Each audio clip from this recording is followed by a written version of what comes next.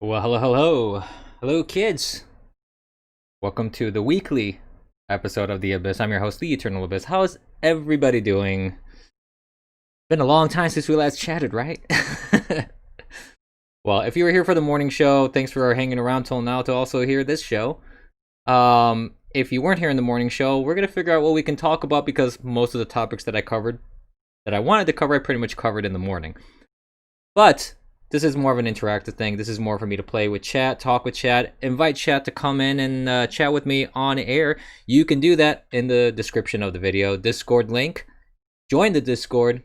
Join the waiting room, and I'll try and get you in. And if you have a comment or question or something about anything that I'm talking about, we're gonna make this something more interactive and more fun here. I want to say hello to everybody in the different platforms. Hi Brev. I don't know why you're saying that person's name, but whatever. Good for you. So hi everybody on YouTube. Hello everybody on DLive, Periscope, and of course Bitwave. A couple things have happened between this morning and now. Hey Gunter Penguin, how you doing? Thanks for joining on the stream and watching. So there's a couple things that's happening right now in the trends. You got all these people arguing for the "Hey Mom Patch, how you doing?" Always happy to have you on the stream. So let me adjust my microphone here. Excuse any sounds. There we go. So people are talking about Puerto Rico and DC. Excuse me, just taking a drink. Because I find this somewhat ironic. First of all, because it's not like, let me be clear. It's not like there has never been a discussion of statehood.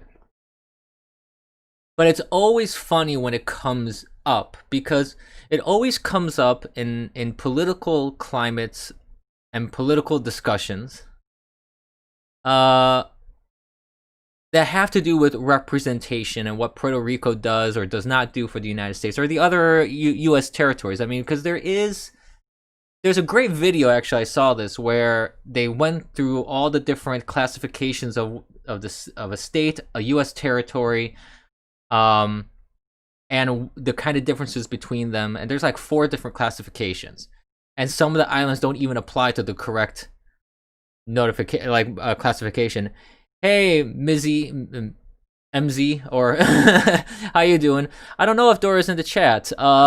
If he is, tell him to hop in. We'll chit chat. But it's I find it interesting.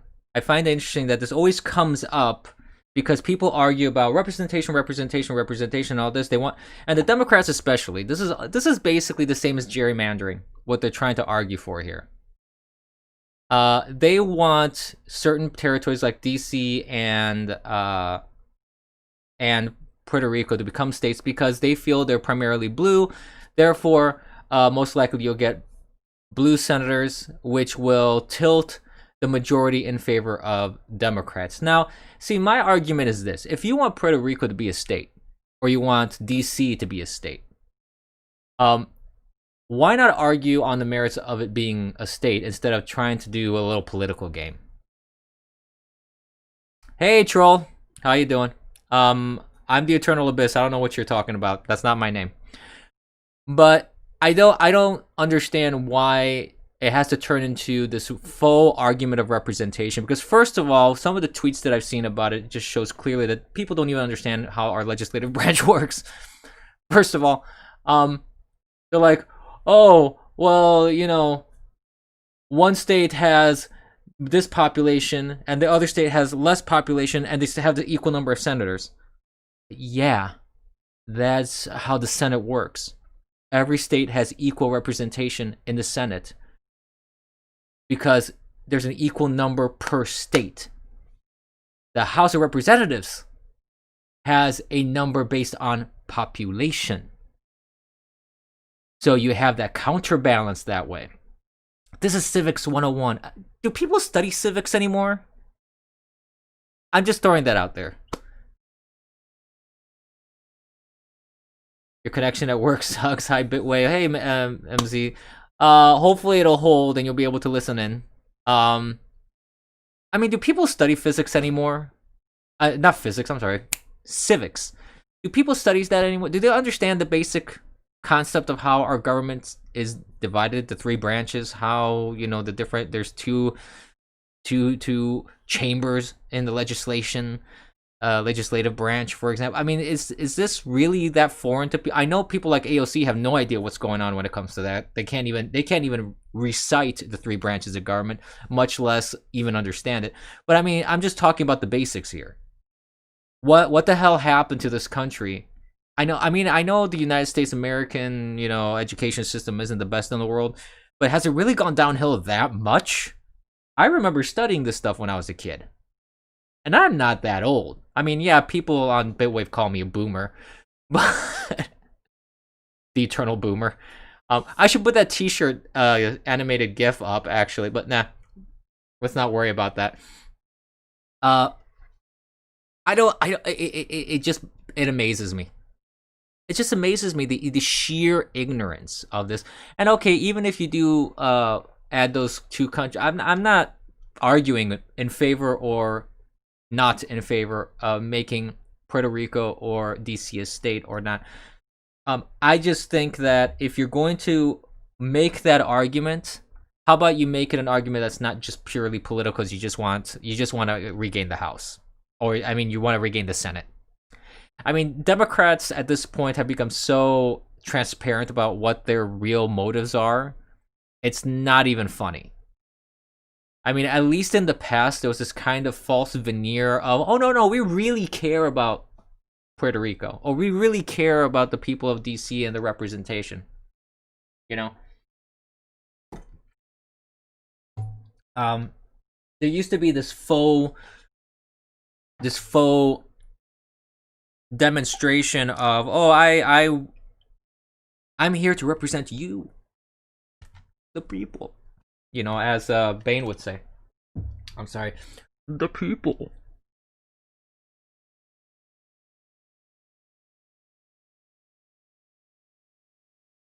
I'm a little parched. Sorry, I'm drinking fluids here. So unprofessional, right? Anyway, just slurping my drinks down. Um, anyways, that's the thing that I have a problem with. I don't really care too much if Puerto Rico becomes a state per se, and for the sake of statehood, not so much the political representation, the fact that you know the chambers and all, you know, and majorities and all that. That's I'm not even arguing about that. To me, it's a matter of so much money goes into Puerto Rico from taxpayer money. And I'm sure that there's some money that comes back from it, but for the most part, we just keep pouring money there. And um, there is some representation already for Puerto Rico in certain levels of government.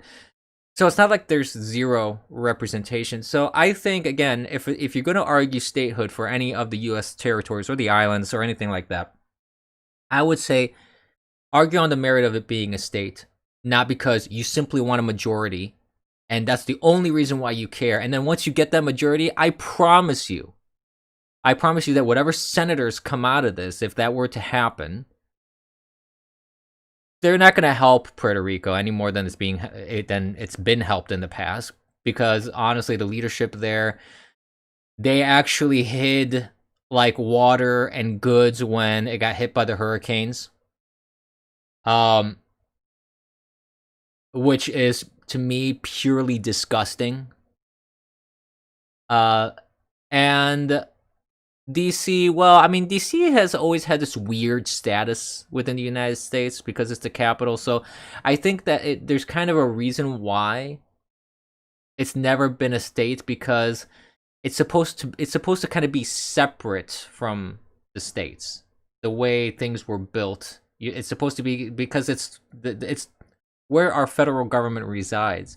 So to me, it kind of makes sense that DC isn't a state. The territory is also very small. Not that there aren't any small states, there are, but it's a very, very tiny state, and I mean territory, and I don't know if that warrants statehood just on the merits of statehood. Not so much. Again, I'm not arguing on anything else, because to me, if you're gonna argue for some territory to become a state, to me the argument should be about whether it should be a state, not I want a majority in this chamber, so I'm going to go for it. I'm going to say make it a state because it benefits me in the here and now, and it's only purely political. It has nothing to do, because I don't care about the people of DC. I don't care about the people of Puerto Rico. I don't care about the people in the Virgin Islands. I don't care about any American territory. America, Samoa, who cares? I just want that majority. That's their argument right now.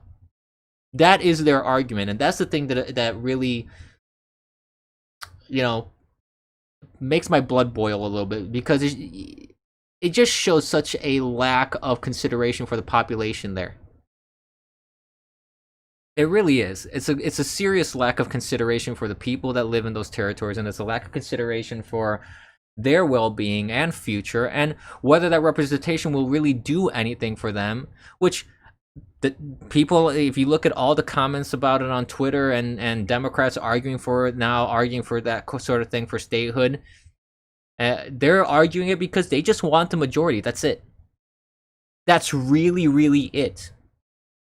That's the main argument. And then there's these other little sub-arguments, but the main argument is we just want a majority. And we think we can get it in theory, and some people are admitting this. They're saying in theory, if those two territories became states, they could get a majority. Doesn't mean it will happen, but they could, so that's why they're pushing for this now. I mean, come on. How transparent can you be at this point?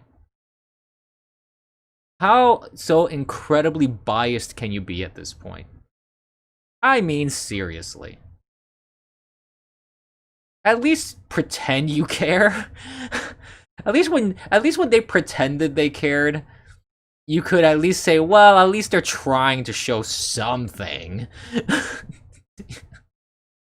I don't know. It just, if I was someone who lived in those territories, I'd be insulted, frankly. that you only care about my the designation of my territory if it only benefits your majority. I'd be insulted at that.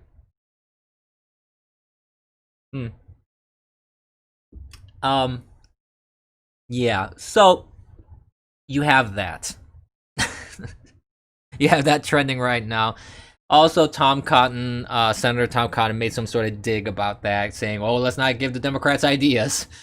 I didn't see the whole clip, so I don't know exactly what he's saying, but of course, the media and social media is just gonna go a flutter over anything that conservatives say, especially Tom Cotton. Social media does not like Tom Cotton very much. I don't have a particular opinion on him, whether he's a good senator or not. I have read some of his op-eds. I've seen him on different shows as a talking head.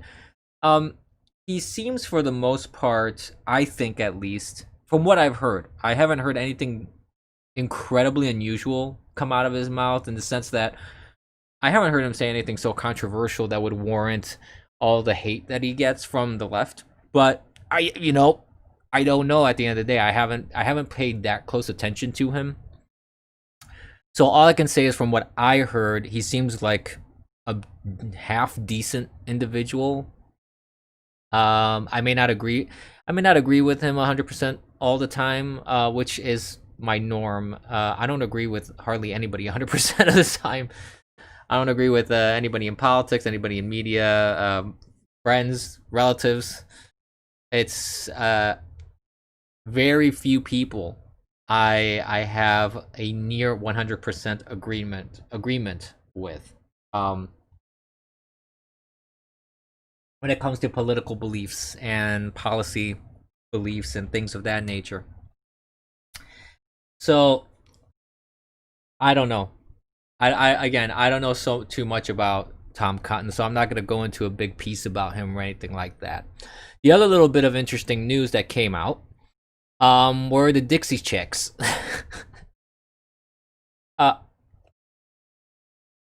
First question. The main singer, I don't remember her name, because I mentioned in my morning show, for those that missed it, I mentioned in my morning show that I don't know the names of individual people that are part of bands. I just never memorized that. I only know the name of the band. Like, I know Van Halen, I know Bon Jovi, I know Def Leppard. But if you ask me who the main singer is, the guitarist, things like that, I don't know. Well, I mean, John Bon Jovi, I know that he's the lead singer because that's his name. Natalie, yeah, something like that, Mom Patch. So my first question that has nothing to do with what happened regarding the Dixie Chicks is, does she have a neck? I cannot detect the neck on her. Natalie Maines. Oh, okay. Thank you, Mom Patch. Every time I look at that woman, that's the only question that comes into my mind. Is like, where is her neck? I don't. It's her head is. She's the shorter one. Yes. Yeah, her head is just directly connected to her shoulders. Is it? I thought it was just me. Is it just me, or is that true? And I'm not trying to let me be clear. I'm not trying to disparage her appearance or mock her appearance or anything. It was just an observation that I made in the past. I've noticed that, and it's something that always strikes me odd about her physique. That's all. That's how she's built.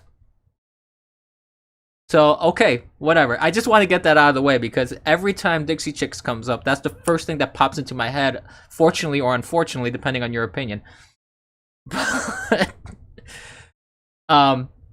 But which they decided to change their name.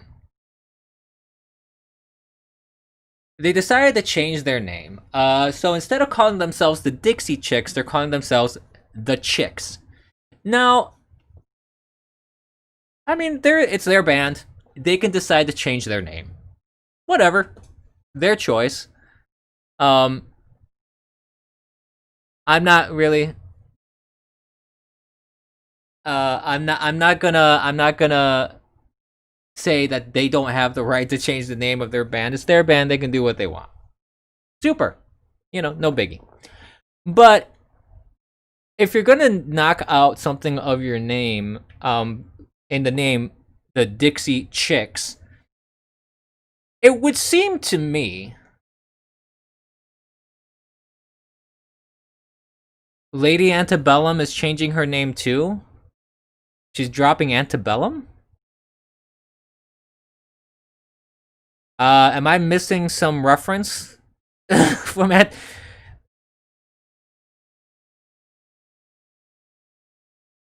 I don't quite get that. Maybe I'm not familiar with what that term refers to. Hey Nietzsche nigga, it is the most least racist thing they can do. Yeah, just lady makes no sense whatsoever. I don't even know what does antebellum refer to anyways? Does it refer? I don't listen to her music, so I don't know anything about her. I don't like her music. I don't think it's anything special anyways. Even the Dixie Chicks, I don't think their music is anything special. Maybe one song or maybe two in the past that had kind of a catchy tune for the Dixie Chicks, but I've never ever been a fan of their music because they were that kind of country. Okay, let's put it this way. I'll go into actually, you know what? Before I go into my musical rant tangent, let me just finish my point. Let's do that. Then I'll go into my musical rant. Oh, it's a trio group with two dudes. Okay. Oh yeah, it's two dudes, but the main singer is a female, if I'm not mistaken, right? That's the case, right? But anyways, point being, if you're gonna drop something from your name that is seemingly inappropriate, in your view, um, wouldn't it make more sense? Wouldn't it make more sense that you drop the sexist term?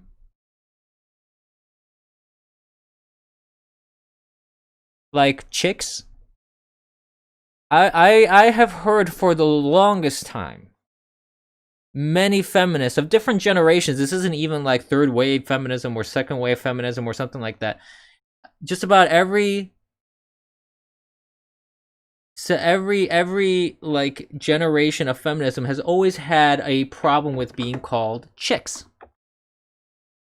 And you know, if they have a problem with it, they have a problem with it, so be it. I'm not here to argue those semantics and that point of view. However, if you're going to remove something from your name, wouldn't it make more sense to remove the sexist term that they call it a sexist term? Dixie refers to a location. Dixie, in it and of itself, does not have racial overtones. It refers to the South, the Mason-Dixon line, south of Ohio, basically. There are songs that talk about it. Oh, is that so, Mom Patch? Mom Patch says, actually, no one calls them chicks, Dixie bitches. Honestly, I never heard them being called that either, so I don't know. I really don't know. It's not music I listen to that much. But to me, it's such a stupid gesture to do that. Because Dixie in and of itself does not refer to anything. I mean, there's not anything racist or slavery related specifically to just Dixie, because that was a it refers to a location, the Mason-Dixon line. South of that line, you're in Dixie. You're in the South. That's what it is. It refers to Dixieland, the Southland. So I don't know if that necessarily refers to slavery specifically or anything, any racist connotation or something like that. I have always viewed Dixie as South, as a term for the South. In fact, Democrats used to be called Dixiecrats.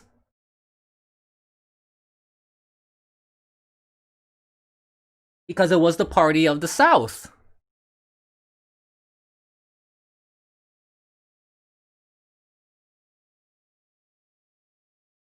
Big Mouth Big Mouth is a degenerate show. This is Gunter Penguin speaking. Big Mouth is a degenerate show, but there is a voice actor that's dropping her part as a black character because she's not black.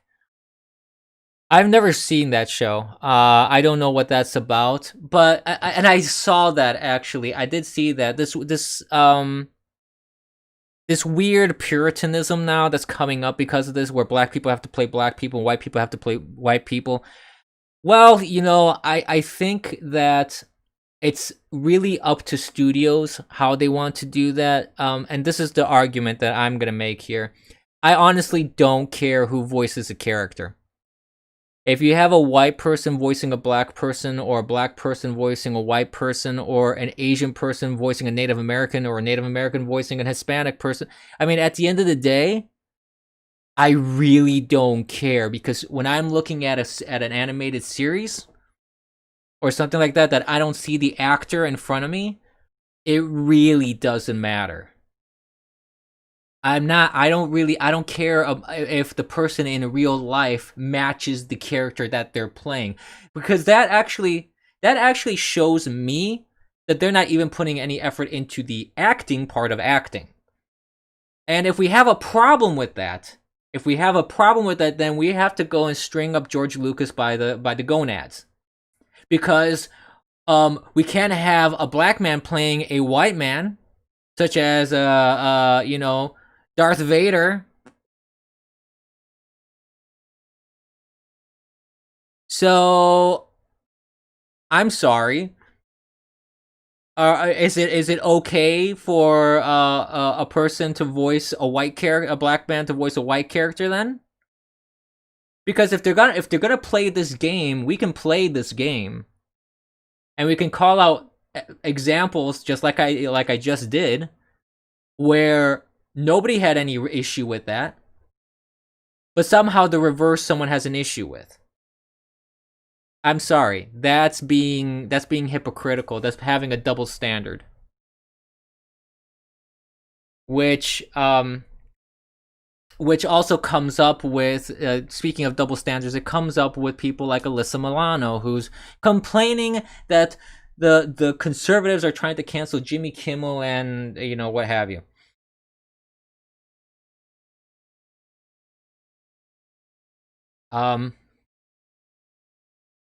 What?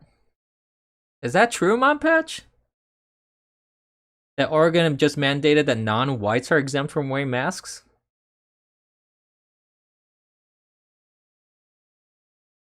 Huh. I'm gonna have to see the source. If you have the article that points to that, I would love to see that, because I'd like to read some details about that if that's indeed the case. That's weird. But going back to my musical rant, I was gonna go off into a little tangent here, because I'm gonna do that here in just a second. But just to kind of reiterate, apparently due to potential for racial profiling, saw it a few days ago, huh? Well, hey, if you guys can provide me an article with that, I would love to take a look at that, because I hadn't read that. Sticks told you? Sticks talked about it. Do you have a video for that? Because I do listen to him on occasion. He has some interesting takes sometimes. I don't always agree with them, but he has some interesting takes sometimes. But I find it just dumb to drop, like, if you change your name because of some perceived racial thing. First of all, this is the hypocritical thing about changing your name after you become famous. You use that as your brand. That was you. You marketed yourself using that brand as part of your whole persona to become famous. You made money off of it. You profited off the South, for example, off of Dixie or Antebellum or things like that. Now all of a sudden, you decide you're gonna change it when there's zero risk to you, and you're gonna still reap the benefits of all the royalties.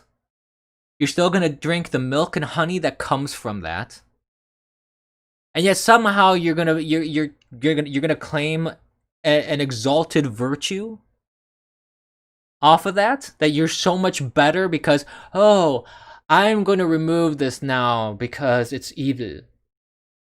I'm sorry. That is probably the stupidest thing I've ever heard on this planet. I don't think that that's any sort of virtue to do something like that. It's just virtue signaling. It's not an actual virtue. And if you're so virtuous, how about you liquidate all the money that you made off of your previous name? How about that, Dixie Chicks? Or the Chicks, now that how you call yourselves? Why don't you show some real spine? Show some real chutzpah. Show that you really are virtuous and righteous, and you're indignant about the past of the name that you connected yourselves to and made loads and loads and loads of money on. I'd like to see that. But the thing is, everybody likes, it's kind of like the Merle Haggard song. Everybody loves the milk and honey, but then they like talking down on the country, but they won't stop taking that milk and honey. The song "The Fight Inside of Me." I didn't quote the lyrics properly. I know that. Yeah, chutzpah trainwave.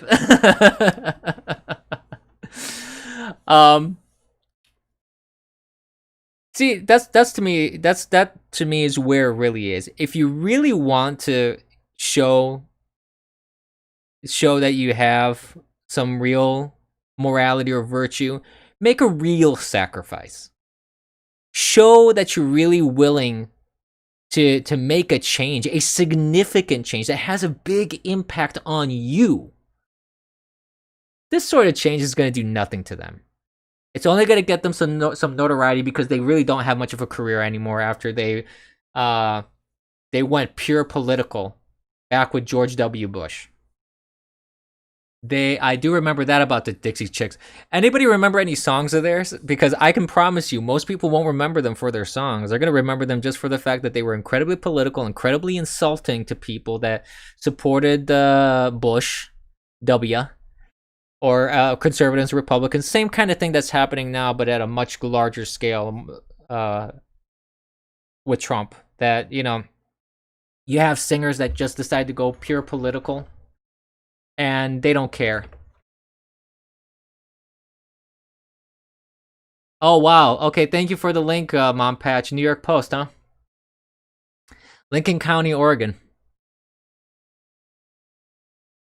Let me make sure this video stops because I hate these videos and articles. It's just, they're annoying as hell. Yeah.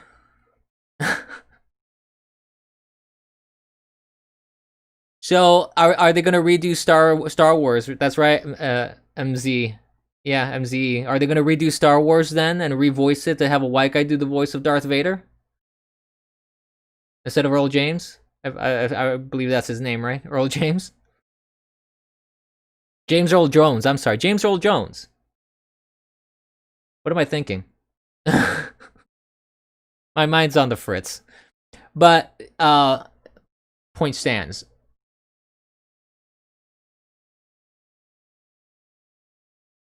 So, according to that rule, there's heightened concerns about racial profiling and harassment over wearing the masks, officials said. Based off of what? There's no evidence of that. So, they're making it that no person shall intimidate or harass people who do not comply. Well, you know what? If one group doesn't have to comply, if I was a citizen of Oregon, I would tell their government, fine, I'm not going to wear a mask either, and you try to harass me, and I'll sue your ass off for discrimination. That's what I would do. I mean, and this is the problem with this whole wearing a mask thing. It's government using that as a political tool to harass, discriminate, abuse their power. That's the problem with this wear a mask thing that I have. I don't have a problem with people wearing a mask for safety reasons if they want to wear a mask. I have a problem when government uses that to attack people, discriminate against people, use it as a weapon. Yeah. But going back to the country music thing, there was one side rant that I wanted to do. Dixie Chicks, they are this kind of country music that this has been kind of going on from the 80s up until present, and it's just gotten more and more kind of separated away from what country music is supposed to be. Country music kind of lost its way in the 80s. It kind of split of sorts. You have bands that sound pretty much like pop music. They don't really sound like country at all, like Shania Twain, for example. Her music, she started out sounding a little country, but then it just went basically pop. And you have a bunch of other country singers that did that too. And it kind of it stemmed initially from the 80s. Then you have these people that were more, wanted to maintain the tradition of country music, so they had a much more country-like sound, like Dwight Yoakam, for example, Alan Jackson, for instance. These guys, they had a more traditional country sound, right? So what you have with like and then what happened from these two kind of extremes, you had also kind of a birth of a hybrid style of country music that it's a mixture of pop and other genres.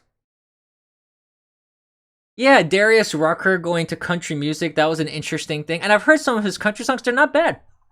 You know, they're pretty interesting. It's just it is a strange transition that he went from Hootie and the Blowfish over to country music as a solo artist. But hey, if that's what floats his boat, good for him.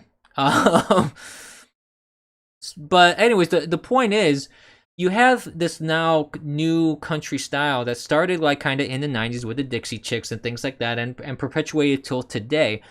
And I call it a parody of country music, because it kind of uses country style, but it sounds very much like just a satire and a parody of what country music was. So you still have a countryish sound, but it's like those songs that's, oh, my pickup truck and drinking beer and things like that. That it seems like just a parody of what country music is supposed to be. I am a country music purist. That's right, Mom Patch. I'm a purist in general. I like things that I don't like. I better stop talking about country. It's just a side rant, Nietzsche. I'll get off this rant in a moment. But the point is this: Dixie Chicks' style of music has always been, to me, in that category of parody country. To me, it's not really real country music. It doesn't. I never had it never appealed to me. There's maybe one song that had an interesting tune and a little bit of a catchy beat. I don't like change signs of being a boomer. That too. But I wasn't gonna say that out loud. Thank you, Mom Patch.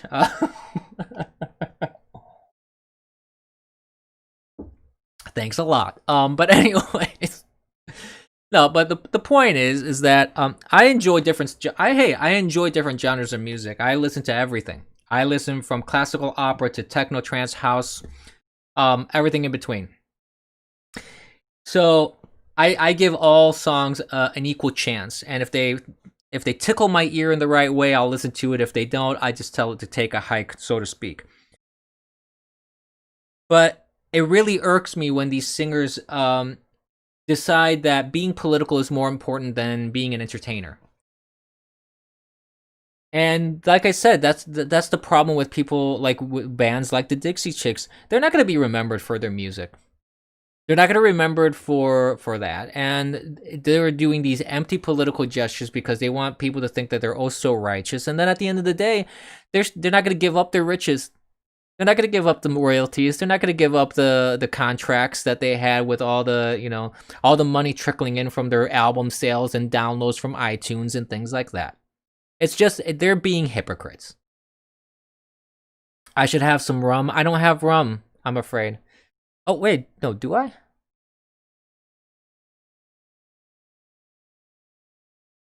I may actually have a small bottle of rum that was given to me, like one of those tiny little one-shot tiny bottles. Excuse me. I may have that, but I'm not entirely sure. Excuse me.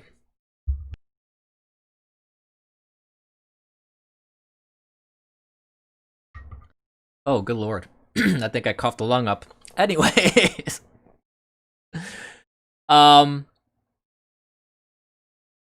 The other thing that I kind of wanted to, that I saw kind of happen in the news was there's all these polls that are coming out that are putting Joe Biden ahead of Trump. And I'm not one to say that polls have zero meaning. Though based off the last election, you could argue that. You really could. You know, there were legitimate news sources saying, "Oh, Hillary Clinton has a, what was it? A 90, let me look. I had this up. I think it's gone now, but it's like a 90 something percentage chance that she's going to win, and Trump only has a 1.2% chance. Like a 98.8 versus a 1.2. And it wasn't even close."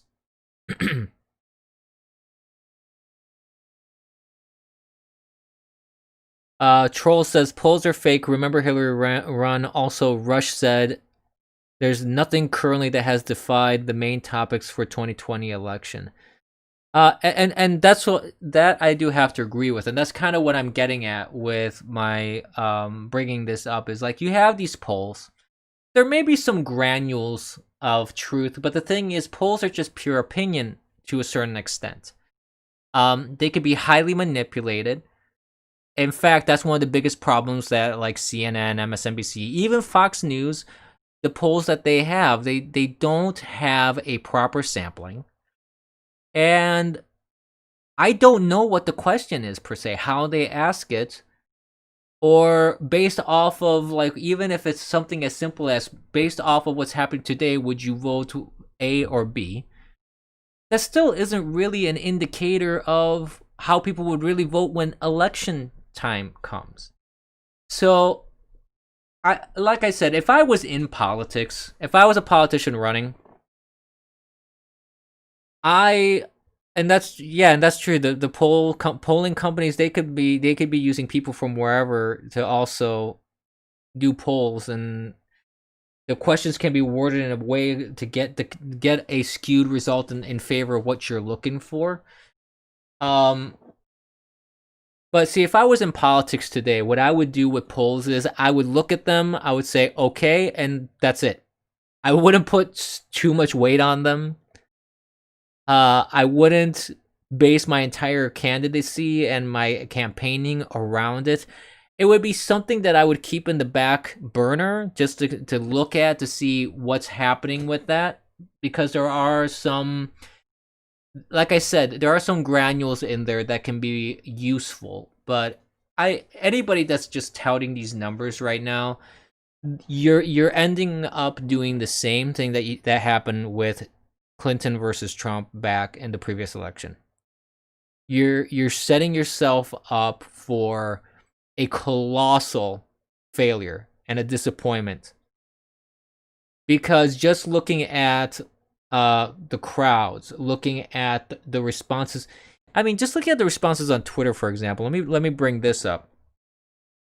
I've seen different political accounts on Twitter of both sides, Democrats and Republican, and I can tell one thing that's interesting as a trend overall.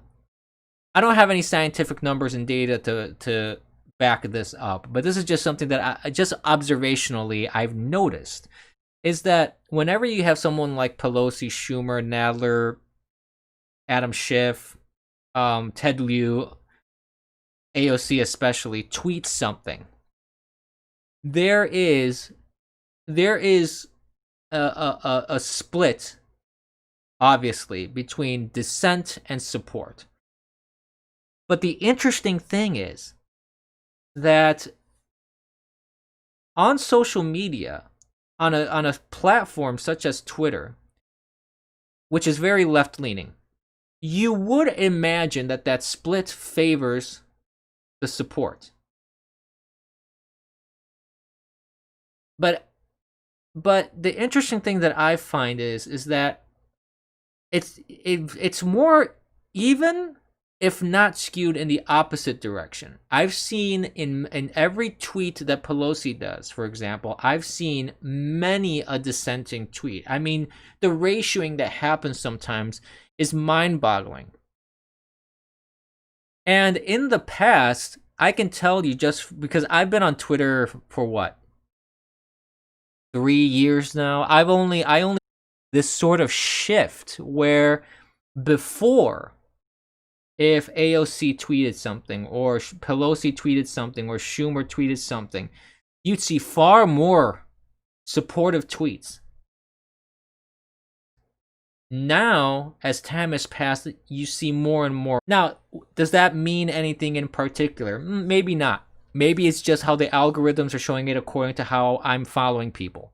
It could very well be just an algorithmic manipulation of, it's going to show me more of who I follow, for example. Because there's a lot of people that, you know, usually you follow people that are like-minded like yourself.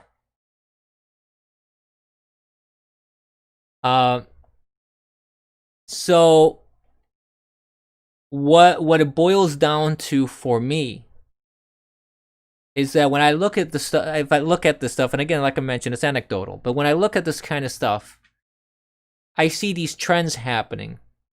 And assuming it's not purely algorithmic. I don't think it's purely algorithmic. Let's take the algorithm out of the equation for a moment. I think it does have to do with that there's just more and more people being dissatisfied with politicians. And that's not to say that on like Republican tweets, like with Lindsey Graham or Tom Cotton, for example, or Rand Paul or things like that. That's not to say that you're not going to see dissent in those too. It's just that the ratioing is what I'm talking about. That ratio of dissent versus support, it seems like it's far more leaning on the right against Democrat tweets and social media posting. I don't know how it is on any other platform.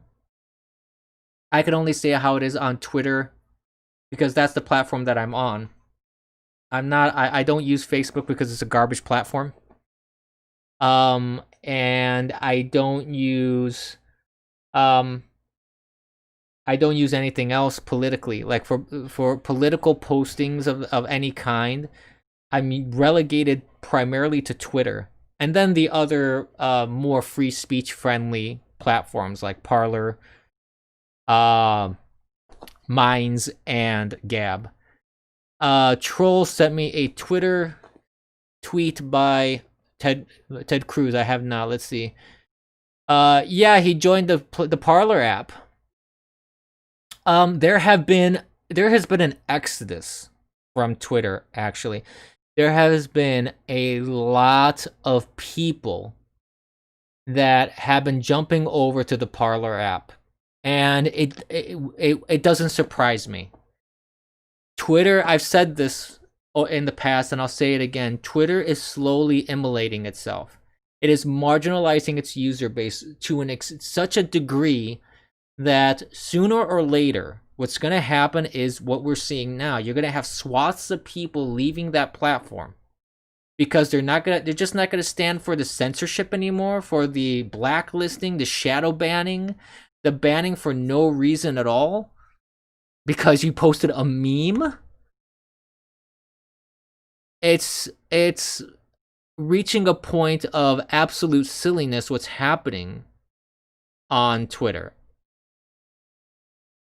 Not just Twitter though, that's the thing. It's also like it's Facebook, it's Google, it's just every one of these incredibly leftist, quote unquote, there's a hashtag, the tech tyranny.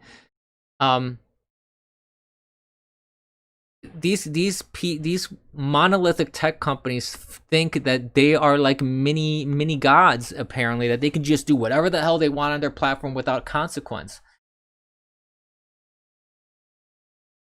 And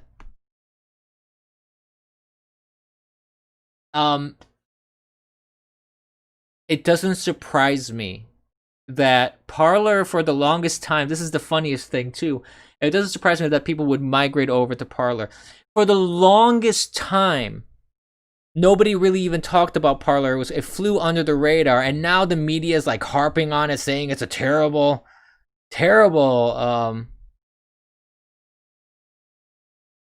platform. Blah blah blah, things like that.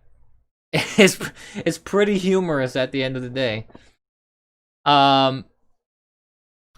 I just saw a tweet by Donald Trump too. He's talking. There's this video of Biden saying that 123 million people have died of the coronavirus. That would be 1/3 of the American population. You know, forget politics for a minute. Why are they putting this guy out there? He obviously has some sort of Alzheimer's or dementia. He has some sort of issue. He definitely has some sort of health issue. It's sad. And I feel for the guy. You know, I look at this guy just mumbling and falling all over the place, basically. I'm like, why don't you give him care?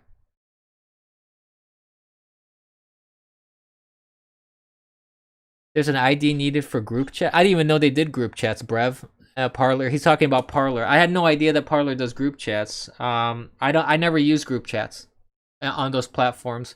I've only used one for, actually, I only have one group chat that I use for Twitter, and that's it. And I don't even, you know, I mean, it's fine. There's nothing wrong with it per se, but it's I don't know if Parler really requires something like that, because the way Twitter is stacked against conservatives, for example, they kind of have to group and chat and plan and share tweets to get any sort of exposure.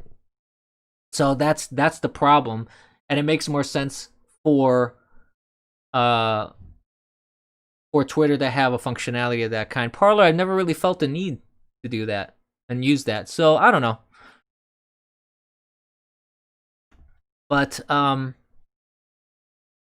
so J Danks 420, hey, how's it going, sir? Thanks for joining the stream.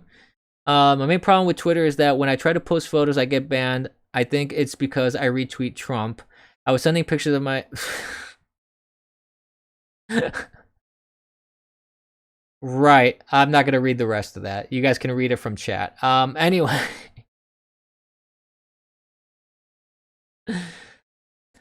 You spend much time setting up the lighting. Well, good for you, sir. Well,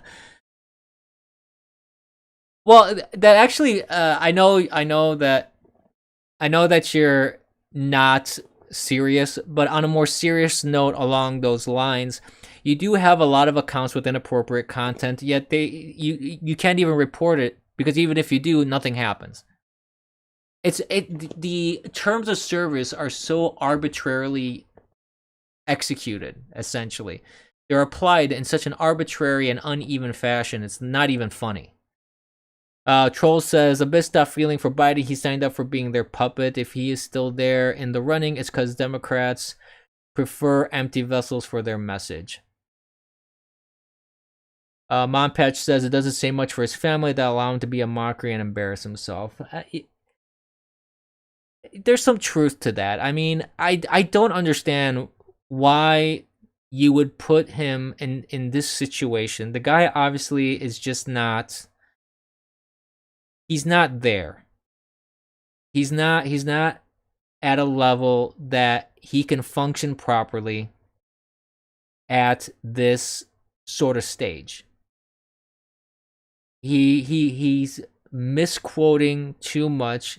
He's saying things that don't make sense.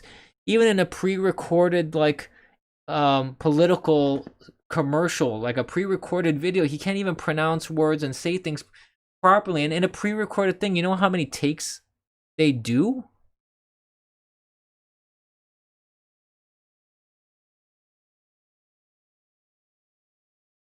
it's just sad to me.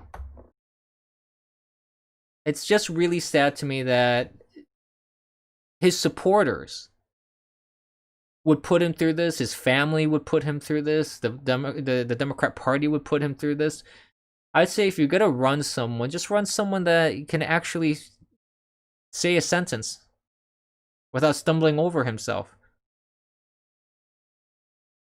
It's just from a one human being looking at another human being. It just affects you in a certain way.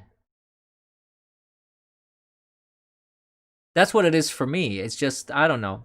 Maybe I'm too sentimental. I don't know. I really don't know.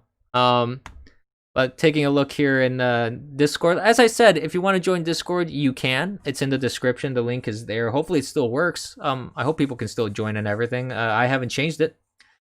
And I would even invite people to, while we're taking a quick pause here, follow me on all my various platforms. Hit subscribe, follow the notification bells on everything when it comes to like Periscope, DLive, YouTube, Bitwave. All those, wherever that applies. If there's a follow, subscribe, notification bell, hit them all. So when I go live, you'll get notified. Follow me also on the various platforms, because as we're talking about social media platforms where they obviously don't want a certain group of people with certain political views, who knows how long my Twitter account's going to exist. Who knows how long my YouTube account's going to exist, for that matter. So follow me on Twitter, follow me on Gab and Parler and Minds, so you are able to still follow my postings and tweets. Watch me rant and rave online for your amusement, of course. And if you want to support my little soapboxing, as I like to call it, please do so. Streamlabs.com/theeternalabyss if you want to give a little something if you can during these troubled times. By all means, I don't want to take food out of the mouth of people. So if you can spare anything, your any level of generosity is appreciated. So that's it. That's my my shameless self-promotion for the stream. So moving on. I'm getting a lot of like different notifications here. So those really are kind of like the big news items. Apparently there was someone on, actually speaking of YouTube and how quickly you can be removed or get canceled from it. Apparently there's this one YouTuber called Jenna Marbles who made these videos in the past. I guess they were blackface or something like that. I don't even know who this person is. I have no idea. But apparently she made this big announcement saying that she's just getting off of YouTube because of the problematic videos that she had in the past.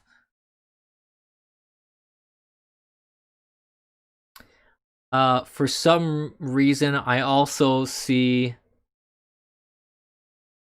Why is there like Rip Simon Cowell?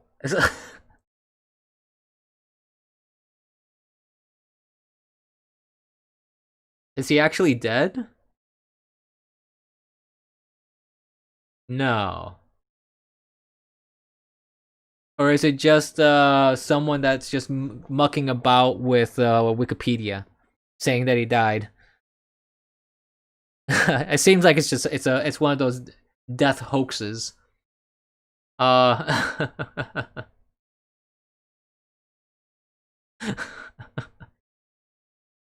I don't understand why people do that. I really don't understand why people do that on Wikipedia. They change the death date of someone and everybody goes nuts that they think he died. I mean, it's just trolling, I guess, but I don't know. I don't quite get the humor in that, frankly. They did that with Tom Petty several times. So when Tom Petty was actually dying, Nobody believed it. There was even a website that I haven't checked back now, but there was this one website about Tom Petty that they said, oh, he died years ago, and they had just all these fake people pretending to be him on stage. So, I don't know. It's weird. It's really, really weird. I don't know. I don't quite understand the humor in that. It's not something that I've ever found that funny. Oh yeah, this is it's the Huffington Post poll. That was the thing I was trying to remember. It was 98.1% for Clinton, 1.6% for Trump. Back in 2016. Yeah, polls, ladies and gentlemen.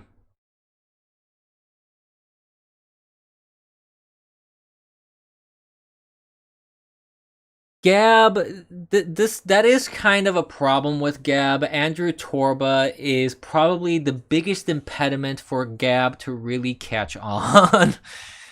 I mean, the guy makes no friends in any circle that he's trying to promote himself in. His platform is constantly buggy. Not to say that Parler is perfect. I've had a lot of issues posting on Parler, actually. Mines used to be good. They did a whole user interface update, which made things really, really, really goofy on mobile. They're not bad on desktop, or laptop, but if you're on a mobile device using the app, the Mines app, it's nearly impossible. At least I haven't figured out how to make this work. Is to post an image with text. You can post an image, put a description in for the image, but then when you post it, all you see is the image. It doesn't make a whole lot of sense. It doesn't make a whole lot of sense at all. Because in the past, you could put text, upload the image, much like how it is in the desktop version. And that works just fine. There's nothing wrong with it. So I don't know. I don't quite understand why Mines decided to do this weird update in that fashion. I don't know if there was any quality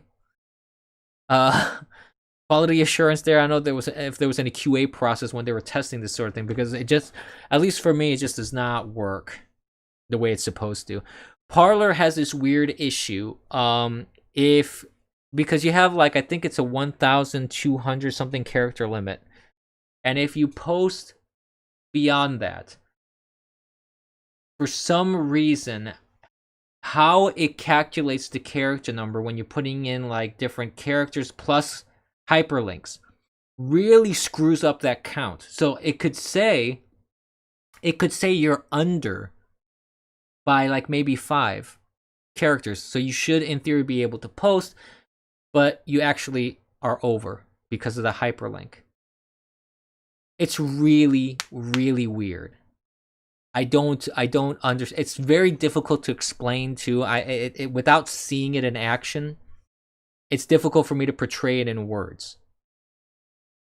So I've had a lot of issues with these alternative platforms like Gab and Parler and Minds, because in one form or another, they're trying to do kind of what Twitter does, but make it also their kind of unique flavor, which that's fine. That's what they should be doing, I guess. If they want to try and take people away from Twitter, you don't want to make it too foreign from what people are used to, but at the same time, you want to kind of have your own thing going on. You don't want to just do a clone. That wouldn't really be beneficial. You want to attract people and keep people there. You want them to have a good experience. But Gab, like I said, Gab, the biggest issue that to me is pretty much Andrew Torba is just weird. He is a weird dude, and he just makes it very difficult to want to stay or attract people to that platform. Because I mean, I was one of the early people that jumped on these new platforms. As soon as they came up, I was like, well, I'll just sign up, whatever, in case I decide to stay with it. There were some other accounts, other websites that I tried back in the day because other people were building. There was one that was essentially a Twitter clone, but instead of a bird, instead of the Twitter bird as a logo, you had kind of like a hawk. It was more like a patriotic version of Twitter, basically. That really didn't take off. It wasn't really good. It really didn't attract people. And the only ones I have now that I stuck with are still Gab, Parler, and Minds. I don't know if I'm gonna keep any or all of them indefinitely. It really depends. I think Parler seems like it's gonna be around for a while. Gab, I don't think Gab is going anywhere. I just don't know how long Gab is gonna last if there isn't any growth. And I know that there has been growth. So, because Gab has been putting out some numbers, Andrew Torba has been putting out some numbers about that. So they have experienced growth. They've experienced users coming over. But I feel that maybe Gab might end up reaching a glass ceiling, so to speak. I don't know if they'll be able to surpass that. That's the biggest thing. Because of just how the platform is designed. It got a lot of bad press when it first started. I mean, a lot of bad press. And then there was a lot of technical issues that came about because of how it was persecuted, which is one of the main reasons why I stuck out with it, because they were unfairly targeted in my view. You had hosts dropping them, you had people attacking their content delivery network, you had banks, and even today, if you're a pro subscriber, which I am not, but if you're a pro subscriber, you can't use MasterCard because MasterCard refuses to process payments for them. So you have to send a check in. You have to mail them a check for the monthly subscription. I mean, the perseverance, I do admire the perseverance of Andrew Torba, and I do admire the perseverance of Gab as a platform, and I do kind of admire the technical hoops that they've jumped through to be decentralized and to make it so it's nigh impossible to take down technologically, and to try and be their own self-contained island, which it's unfortunate that they had to go through such lengths because you had just political persecution from platforms like PayPal and Stripe and other platforms of that nature, which I pretty much refuse to use as much as I can. I only use certain platforms that have engaged in such political persecution. I use them minimally. Only if I don't really have much of a choice. I try to avoid it. But the thing is, the way things are set up right now, it's difficult to do so. It's very difficult to like it. Like if I want to, it's very difficult if I run into a website, for example, and the only way I can make a purchase if it's through PayPal, for example. I mean, I probably could run around and see if I could find an alternate that would work. But if the website makers themselves, like if eBay or other website retailers don't provide an alternative, I mean, what choice do I have to an extent? The only thing that you can do in the case of companies like PayPal is have some sort of redundant backup, in the sense that I'm not going to give them any access to my actual accounts. I'll create like a dummy account and just send them pennies in the mail. Yeah, I mean that could be a solution, but like for me, I would create just a dummy account. So if they try and lock that account or do anything with it, all they're locking is a dummy account and not my actual real funds. So it makes it very difficult for anybody to try and cancel me, for example, if that's what they want to do. And it's unfortunate that people like me have to take these steps. It's unfortunate that I have to that conservatives get banned just because they're conservatives. Hey, hello Nexus. Hi Nexus. Hi Nexus. Hi Nexus. Hi Nexus. How you doing, sir? So yeah, I find it sad. It's a sad state of affairs. It's because I don't riot. Is that right, Zombie Jogger? Hello, by the way. Not as of yet. No, I don't riot. Should I? Is that what you're saying? Conservatives don't know how to exercise power. So you mean I should go out into the street and just set buildings on fire, right?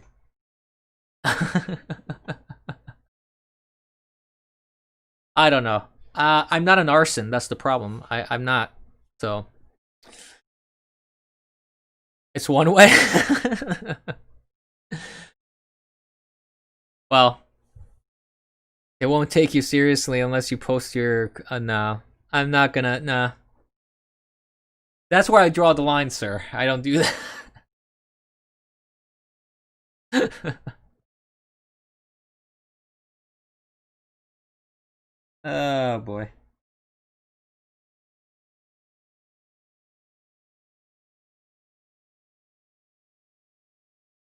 I mean, there are others, but Republicans seem to hate the other ways too. Well, what do you mean? What other ways? Zombie Jogger, I'm curious about that now. If you want to get on stream and actually talk about it, you can go in my Discord. The description is in the I'm sorry, the link is in the description of the video here. I am taking people to, if they want to call in, so to speak. So you're more than welcome to join in, as long as you're, I'm on YouTube, Periscope, and other platforms like that. So I just ask you, don't get me banned. If you're gonna get on the voice call, I just ask you, don't get me banned. Okay. Oh no, Mike. Okay, Zombie, it's okay. That is kind of a problem where, and this is kind of the weird thing about it having a bi-party system, essentially, where, I mean, they're kind of two sides of the same coin. They kind of fight and say that they're not, but I remember in the past you would have Republicans and you would have Democrats. Okay, I'm gonna bring you in here in just a second, Nexus. And then they would argue, shake their fists, insult each other, and then they go have lunch at a steakhouse. Like, okay. Before you talk, Nexus, let me make sure that your volume is turned on. So give me 1 moment here. I want to make sure that people can hear you. Okay. Shit, your mic in Discord sucks, dude. My mic in Discord sucks? Yeah, you sound like you're talking through a cat's asshole. That's the mic I have. I can't do anything about it. Hey, if people want to donate so I can get a better mic, streamlabs.com/theeternalabyss. That's all I can say. It's using your webcam mic. Nope, it's using my external mic. No, because your mic on stream sounds fine, but in Discord it's absolute shit. Well, let me look at my settings real quick. Nope, it's using the same microphone. So it's Discord that's being garbage. The software itself. Wow. Well, nigger. That's it. Thanks, Nexus. Like I said, if you guys are gonna come on the stream, don't get me banned. Okay? Hey, Cocaine Mitch, how you doing? Hello, Bubba Smollett. I knew that was coming. Well, raise whose volume? Nexus? No. If that's what he's gonna say, I'm not gonna raise his volume. Get a job, bum. Hey, we're in the middle of a COVID crisis. It's hard to find a job. So I have to e-beg. No, honestly, like I said, this has always been a side thing for me. I never planned on making a career out of this sort of thing. If people want to help, if they want to donate to help the production value of this, I would say great. I invite that, but I don't plan on being a YouTuber. That's not my goal. Gravedigger is in high demand. That very well may be true, sir. That very well may be true. Hey, Magna. Hail King Magna. How you doing, sir? Just stream Pokemon on D. What, the anime or the game?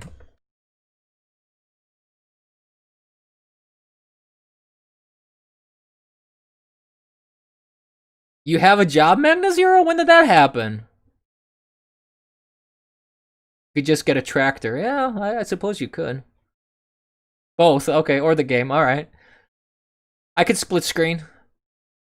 I could do both. Why not? I don't see why not.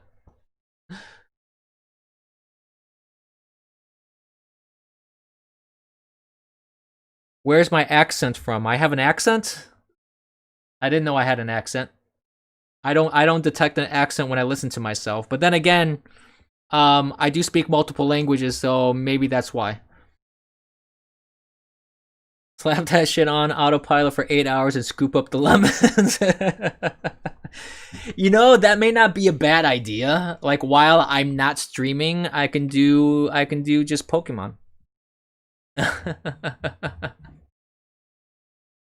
I see. But get a booty. No, I'm not Canadian.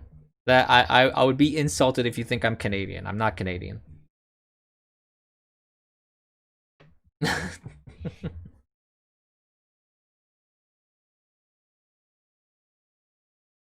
Who? By the way, hi Punished Monkey. Who is Tracy Lords? I don't even know who that is or what that is.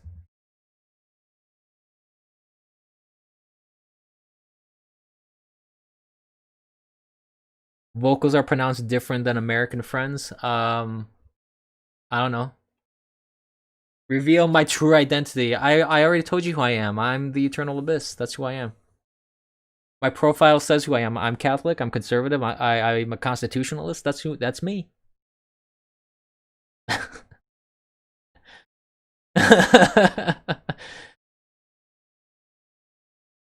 Oh, come on, Cocaine. Don't you start too. I'm not a foreign spy.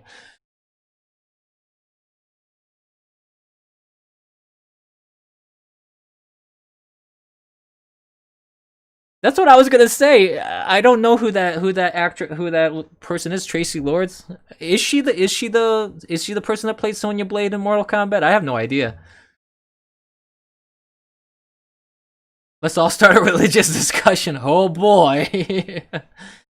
It's all about that bass. Yeah.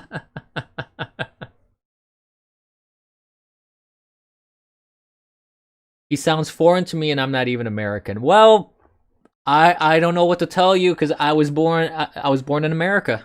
I was made in America. So I don't know what to tell you. I have moved around a lot in my lifetime. That's one thing that I can reveal about myself. So maybe that had an effect. What? Zombie Jogger. You'll go first. If God is real, why are hornets a thing? Don't know. I do not have a New York accent. I don't talk like a New Yorker, okay?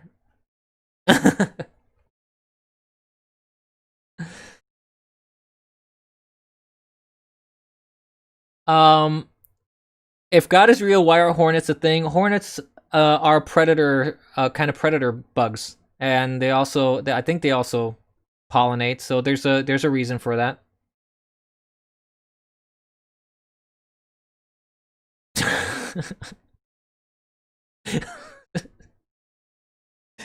Sometimes I regret interacting with chat.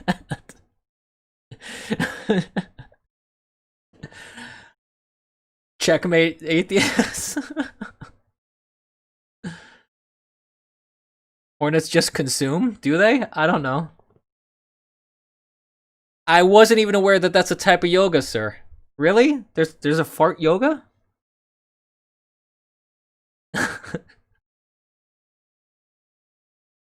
Yes, English is the first language I learn. Oh no, that's even worse than a New York accent. Jersey MZ? No, no, no, no, no.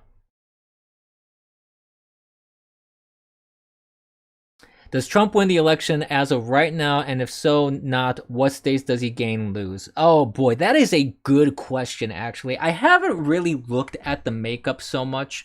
I do know, for example, that there were some fake polls that were saying that Michigan was leaning much more blue than it really is, for example. It's much more of a dead heat. In fact, Governor Whitmer, Half-Wit Whitmer, she was trying to block rallies, saying she was considering blocking rallies, which is unconstitutional. She can't do that. It's against the law. But beyond that, she was also, you also had the University of Michigan that backed out of a debate. They don't want to host it. It's okay, MZ. That's all right. So I can tell you that does indicate to me that certain states are much more hotly contested than they would want to admit. I think that the states that he won, there's a good chance that he maintains those. I don't know if he's going to flip any new states. It's difficult to say. I haven't really looked at the polling so far. In terms of, like, I know after talking about how polls are fake, it's kind of funny that I refer to polls as a reference point. The irony is not lost on me on that one. But I do think that because of the sweeping kind of that sweeping election that happened in 2016 that was very unexpected, I think that the states that were in play back then are still kind of in play now. I don't think the electoral map has shifted all that much. Mostly because the demographics between then and now, yeah, I'm sure there's been some changes here and there, but I don't think there have been any major dramatic shifts except for certain changes that happen, for example, where you have states like California and New York, where for a long time there's been a trickling of people coming out. And they've been going to states like Texas because they're trying to flip that state. It's been pretty clear. Some people have been calling for that for a long time. So it's a difficult question, at least at this stage, because I haven't been really engaged. Excuse me a second here. I had to get up. It's a difficult question to answer at this point. I don't have any concrete opinion on it as of yet. I still feel that what was in play back then is in play now. I feel that the electoral map hasn't really changed that much. I guess that's the short version of the answer.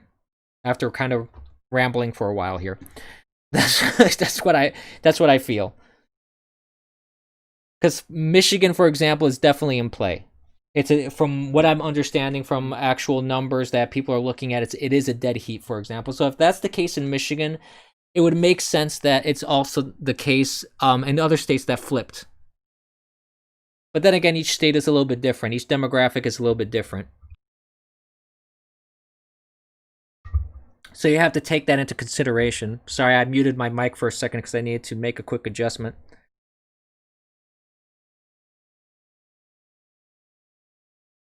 So, that's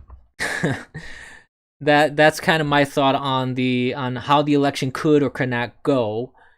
I still think that in terms of chances of Trump winning, I still think they're pretty strong.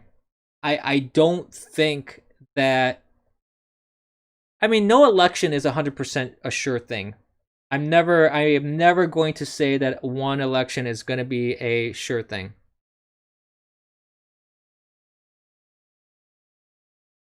But, well, I've been having one right now, Cocaine, actually. I started doing a morning stream every morning at 9:30 a.m. Eastern Standard Time. So far, I've been doing it every morning. I only missed one because I had some other appointments. Um, Actually, no. Correction. That particular morning, I ended up oversleeping. So, so I missed my stream. I admit it happens sometimes. I overslept. I was thinking of another day. And every Thursday I have my my 8 p.m. stream.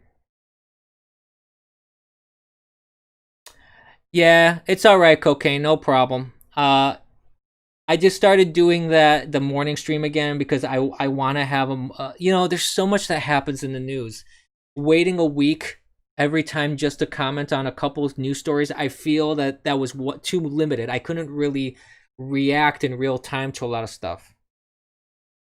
So it made it difficult for me on the weekly stream to really, I feel, engage people with topics that were relevant and that were kind of close to what was trending for the day. So that's why I'm doing the morning stream, just to kind of have a more kind of organic live reaction to stuff that's happening, and see what happens. Just kind of throwing it out there and see what goes on.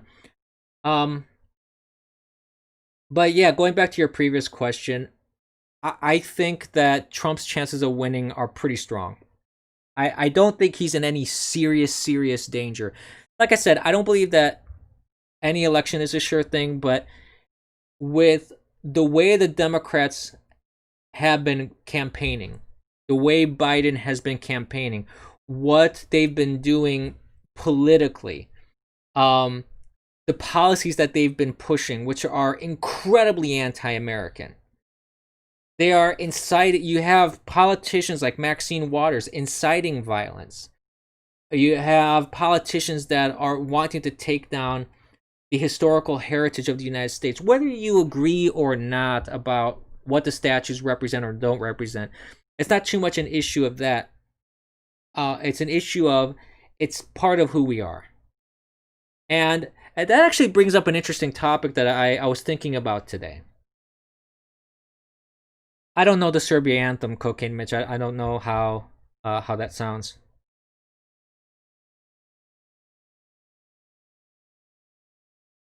I don't know about that, zombie jogger. I know that a lot of people that are Democrats are really unhappy about Biden being pretty much the guy that's gonna be running against Trump. And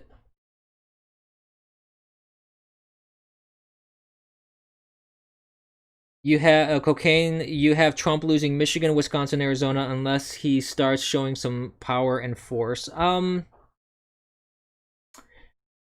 You may have a point there, but the thing is, I think this whole defund the police thing and abolish the police and how terribly botched um this whole reaction to riots and looting and arson, I feel that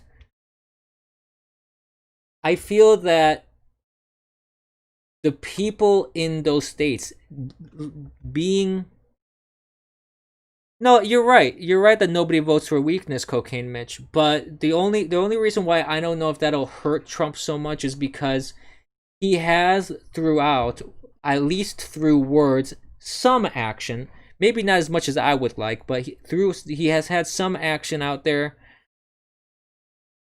Oh boy. What the hell?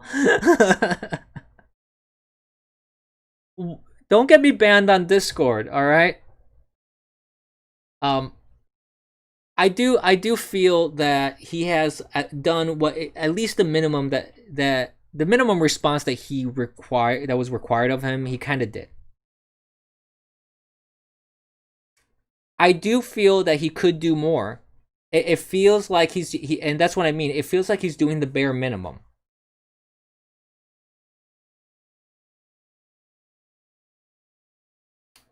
Yeah, I get that. I get that. I get that, Cocaine Miss. Roger Stone got raided, and Antifa dorks should as well. I agree to an extent because you know it's kind of ridiculous that they raided him, and then these people that are actually causing millions of dollars of destruction, they actually kill people. There have been deaths at these riots. And the autonomous zone, you had like 2 shootings. One of them was fatal.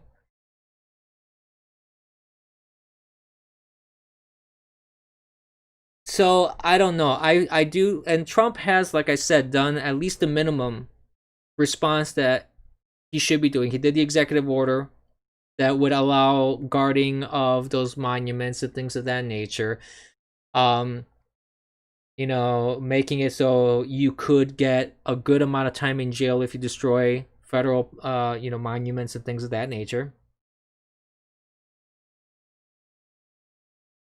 So I don't know. I think I do agree that he does need to ramp things up in terms of the campaigning. He needs to ramp things up. I feel in terms of the policy changes that he's promised.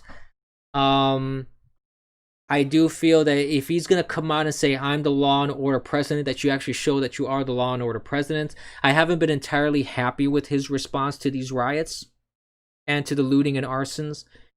I don't think that he has done quite enough. So I do tend to agree with what you're saying, Cocaine Mitch, but I do feel that he has done some. I mean, he has reacted. He has said the right things in his speeches when it comes to what happened with the police brutality and everything. It's just that the media and politicians are really stoking these fires because they want to keep the country down. Because they said it themselves. You have Bill Maher, who said it himself, that a recession would be the only way that Trump would lose. Because the strong economy was one of the biggest campaign points that Trump had. And still kind of has, even though the economy is still wavering right now. But underneath, the embers of the strong economy are still there. It just has to be given an opportunity to come back because the market is showing that. Yeah, I always love to have you on the show, Cocaine Mitch. If you like to join in next time, I'm more than happy to bring you on.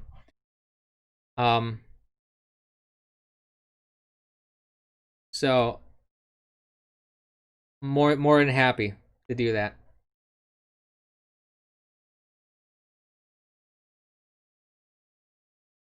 Well, he reacted as a president should. If something happens in your country, as the leader of the country, you're supposed to react to it. Now the question is, do you have a good reaction or a bad reaction? Like for example, with Obama, the problem that Obama had with one of these first cases was the hands up, don't shoot narrative. That was a complete lie. And he goes out and he stokes this sort of racial division. Instead of saying, let's all calm down, let's look at the facts, let's not jump to conclusions. So I feel that was an inappropriate reaction at the time. That's what I feel was the biggest problem with that sort of deal. On the opposite side of the fence, with Trump, I feel that he gave us he addressed the press when this whole George Floyd thing happened, and he said the right things.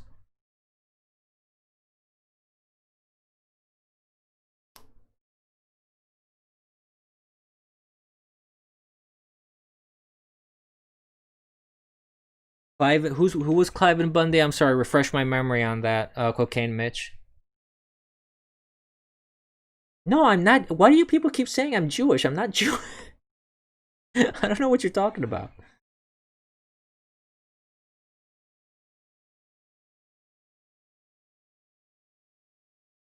Oh goodness, he actually said this. I can't talk. Biden proclaims the European identity of America. All culture is not imported from African nation. Let me see if I can put this on.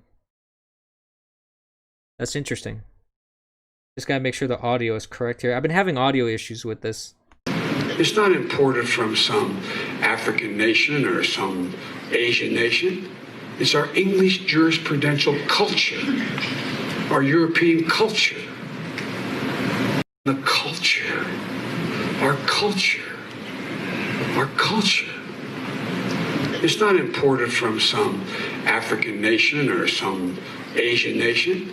It's our English jurisprudential. Well, that's interesting.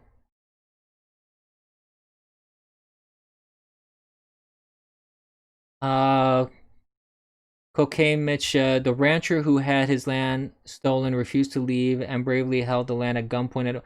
That's right. That's true that he tried to forcibly take the land of that rancher. I remember that. Yeah. There was a big standoff with that.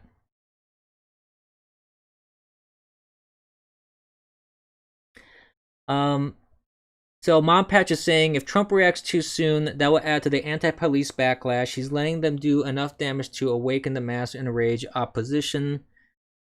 Mom Patch, Cocaine Mitch says, Mom Patch, I love you, but I could not disagree more. The older voters are watching their country being torn down and Trump doing nothing. And you know what? I see both sides of that argument.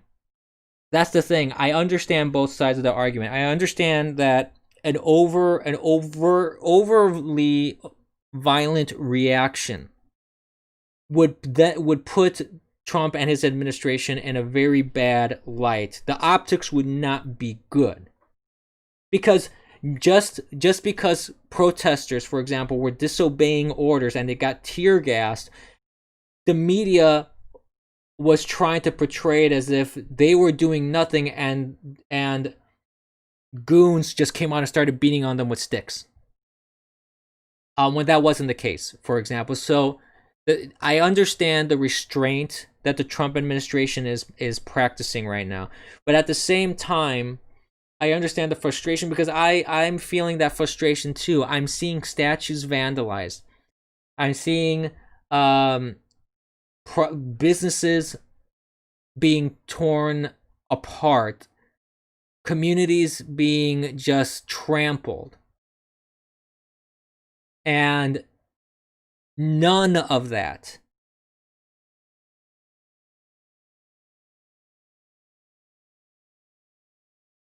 MZ, you people? What do you mean, you people? Sorry. Did I say? What did I say?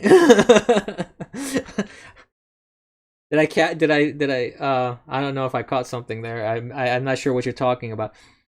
But the thing is, like, none of this is helping. You know, I have seen people go out and defend the statues, and I commend them. Like people defending statues of Christopher Columbus, for example.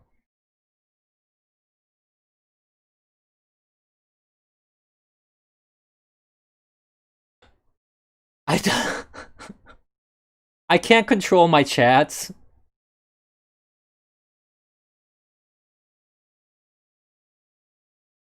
Maybe did I say that in reference to what was being said or posted in my Discord? Maybe I did. I don't know. But the thing is, I just don't want to get banned, so I'm trying to maintain the order here. That's all I'm trying to do.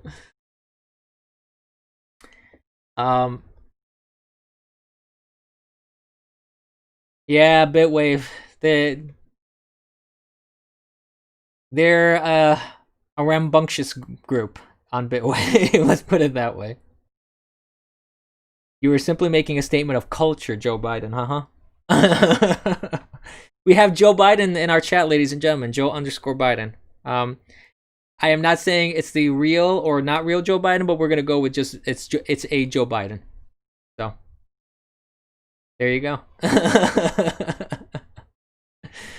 And do we have Rush Limbaugh? Hey, Rush Limbaugh. Hey, here you go. It's real enough. Yeah, works for me. I'm not arguing. Joe Biden says, "Sit on my lap and I'll show you real." Hard pass. Hard pass on that. Thank you, though. Thanks for the offer, but no.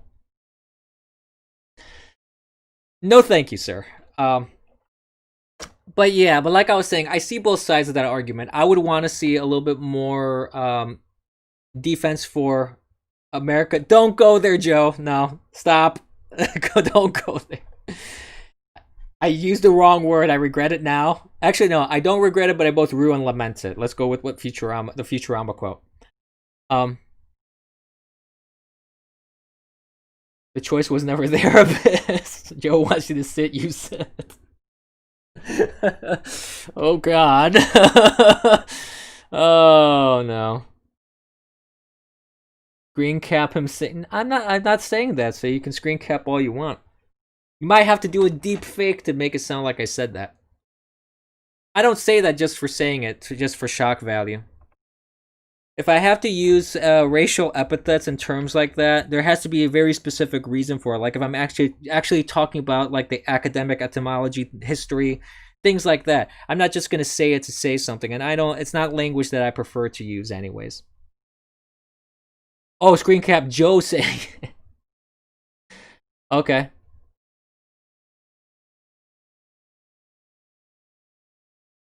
You want to say yellow in Discord? You can't say what?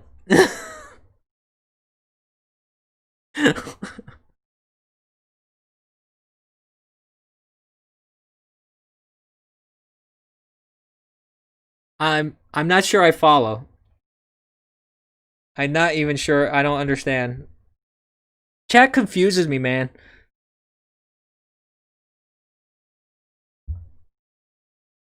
I swear, chat really confuses me sometimes. But regardless, I mean that's an interesting. It's I don't know the context of what he was talking about, so I don't know what Joe Biden was talking about in the context of that clip, but I mean whatever. No, Rush, I'm not. Last I checked, I'm not.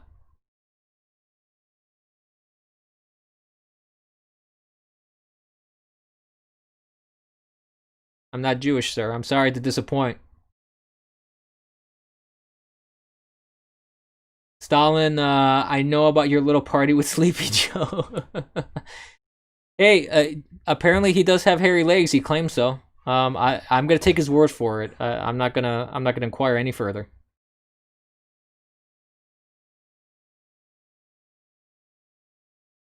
Well, yeah, I mean, Joe did say that if you're not really black if you don't vote for him, so that's true. He did say that. How much am I willing to pay to keep what from the media?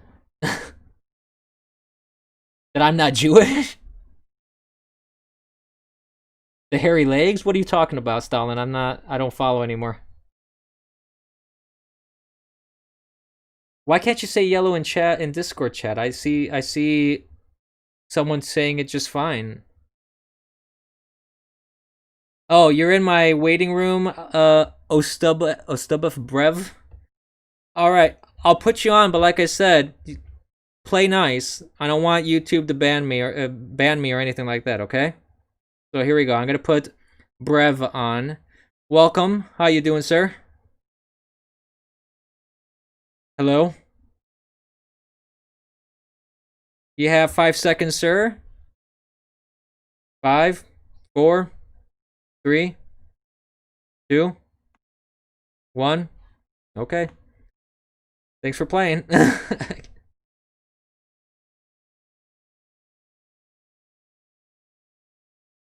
How do I remove you? Oh, there we go. Move to waiting room. There we go. Yeah, I tried to put you on. Sorry.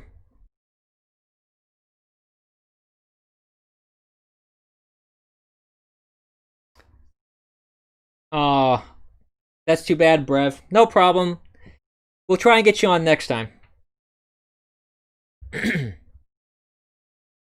But come on, I mean, but on a serious note, guys, I want you guys to get on my stream, and I want this to be fun. I want this to chat. I don't want to play daddy here to to chat. I want this to be a fun thing, and if you guys are gonna come on to just say racial epithets or be shocking or try to get me banned, you know, it's not gonna be fun anymore, and I don't want it to be not fun. I want it to be fun. So let's just play nice, okay? That's all I ask. God, stop with that, Joe. That's so creepy. Have you played daddy before? Why are you even asking stuff like that? Yes, he definitely wants to play daddy with me. That's what it seems like, Stalin. We're just too edgy for the normies. Well, unfortunately, I'm beholden to their terms of service. I want to try and follow them. I'm not going to say that, troll.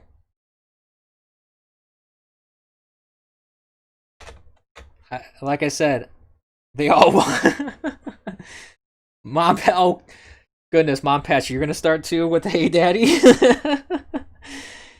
Oh, with that, like that clown video. Oh my god, that guy's so creepy. Hey, Daddy. Do you think I'm pretty? Oh god, that's just terrible. I don't even know why I'm saying that. No. Yeah, it seems like a bitwave thing. Next Thursday, sir. Cocaine, my next stream is going to be next Thursday. Weekly stream. I'm going to be, again, in the mornings, but if you can't catch the mornings, Thursdays, 8 p.m. Eastern Standard Time. Don't clip that. Don't. God dang you people. Dang you people.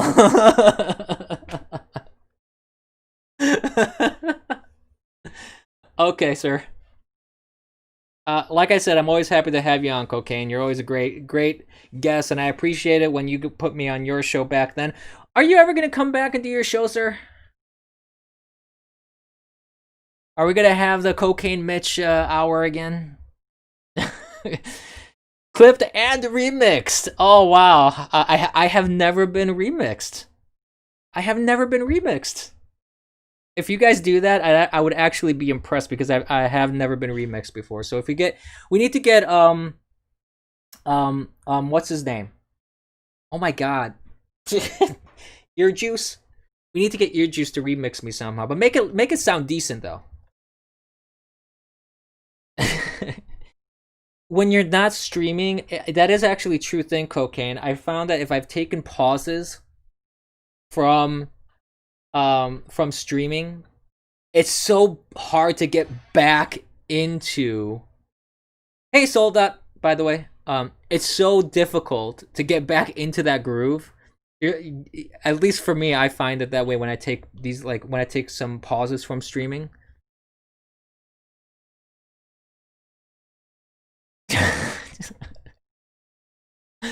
You just laid the audio stream over some gay porn. Okay. That no, it's not that streaming is hard. I don't find streaming hard, and I don't claim it to be hard, but it's a consistency thing. Once you get into a consistent routine, once you break that routine, it's kind of hard to get back into the routine. That's where the kind of frustration comes in if you're a person that does like I do regular streaming, right? And when I've had pauses for one reason or another, it makes it. Stop! That is so creepy. Stop it, Joe. Oh my god. I'm not even gonna read that out loud. I was in the routine, and there are moments where I'm in the routine, and there are moments where my routine has been broken for one reason or another.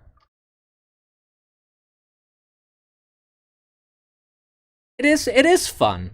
It is fun, J Danks. To me, it is fun. I enjoy it very much.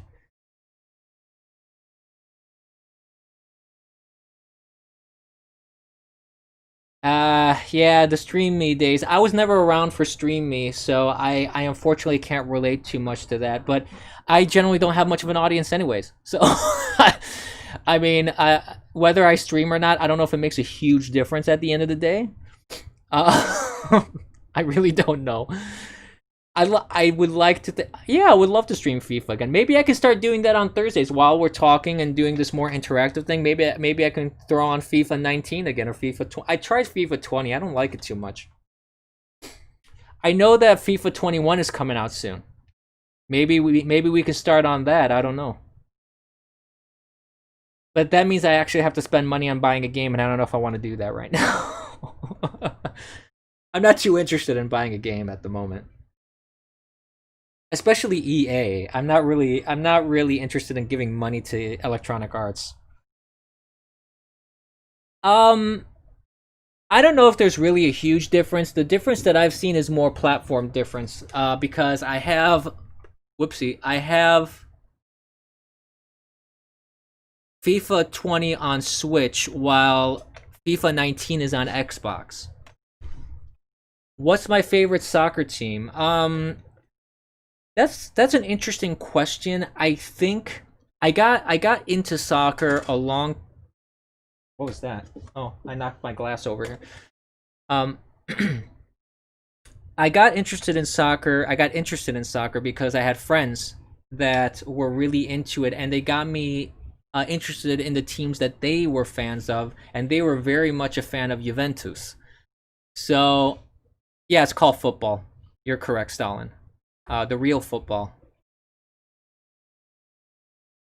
And and I ended up being a fan of Juventus for that reason. But I've never really followed football that closely. So I do enjoy the World Cups much more so than regular just different professional series of different countries. Yeah, the only country that calls football soccer is us in the United States. That's true. But I think the strange thing for me about FIFA 20 versus FIFA 19 is the fact that I was so used to playing FIFA 19 on the baked potato controller of the Xbox One. It feels like a baked potato to me. It's not as bad as the original Xbox controller. My God, the original Xbox controller was just ridiculous to hold in your hands. But between that and then going over to the Switch's controls, it just for some reason it's not. It doesn't sync with my brain proper. I have to keep playing it to kind of get into that groove, and I haven't dedicated that time.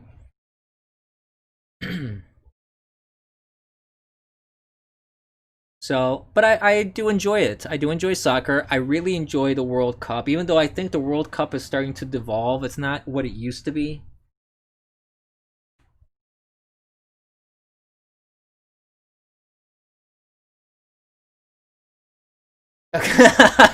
Shut up, troll. My hands are just fine for my build.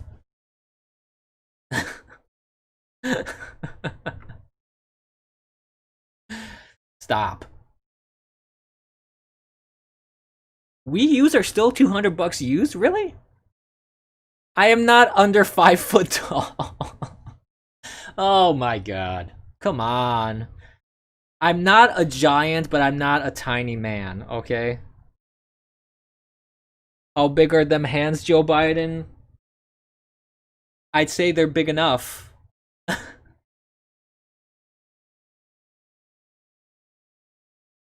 I've never measured my hands, so I'm not gonna say, but they're normal. A normal size for an average male, I would assume. The Wii, what is hackable? The Wii U? The Switch is hackable.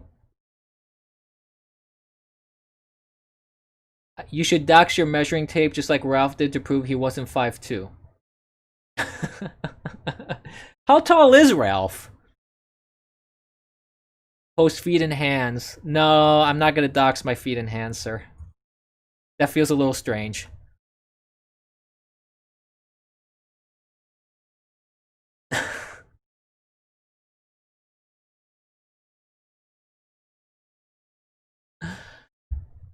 I only dox body parts, like my hands or feet or anything, to people that I not even actually. I never really do that. I don't recall ever sending a picture of my hands or feet to anybody. Not that I can recall. Ralph is 5'2". Really? Ralph is 5'2". I didn't realize he was really not average.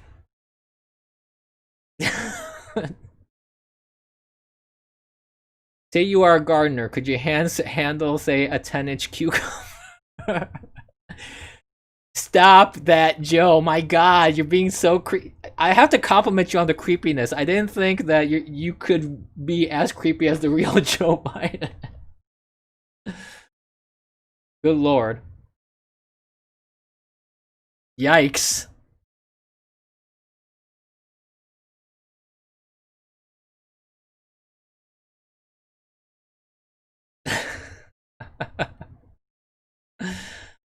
Oh boy.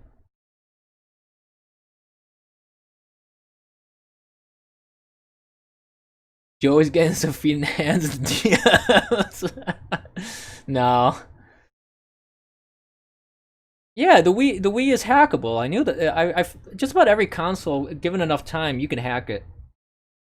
There's only a few. You know what's interesting about hacking consoles and hardware like that is like MAME, the MAME emulator, the multiple arcade machine emulator. I'll go on a little nerdy rant, not rant here. I love arcade games, like arcade version of video games. It's not true. Yeah, that clip of Ralph is pretty classic.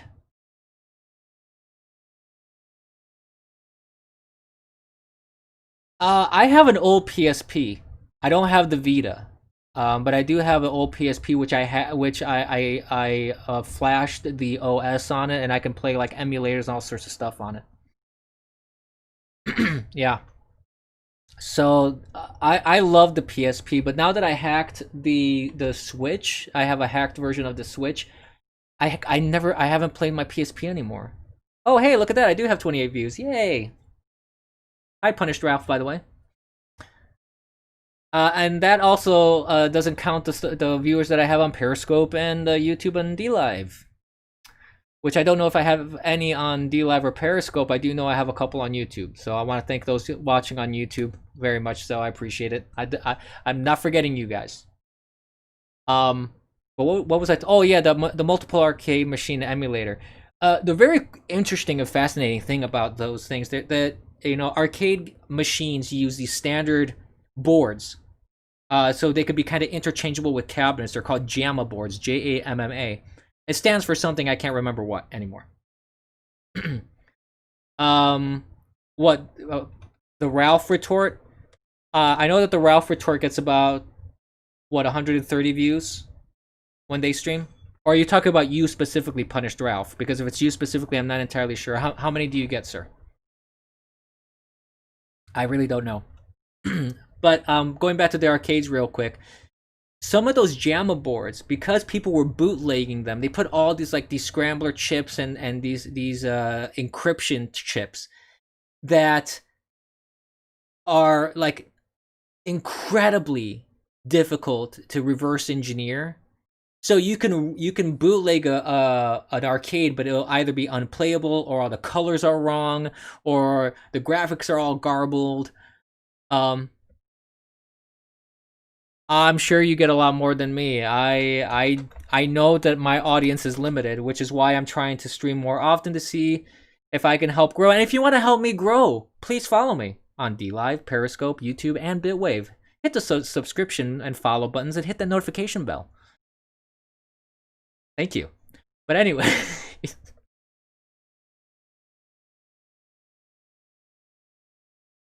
Why is he wearing a tinfoil hat in that? But anyways, it's fascinating that games from like the 1990s and 1980s, for example, they have these such encryption chips on there that people that emulate these these arcade games for the MAME emulator, they still haven't figured out how to break some of these encryptions and some of these chips and reverse engineer it. I find that fascinating. And there's a website dedicated to that stuff. Like, I think it's called Unmaimed something. You should check for donations. Oh, really? Should I? I should get an email notification about that if I get get any sort of donations. Let's see. Stop, Joe Biden! Oh my God!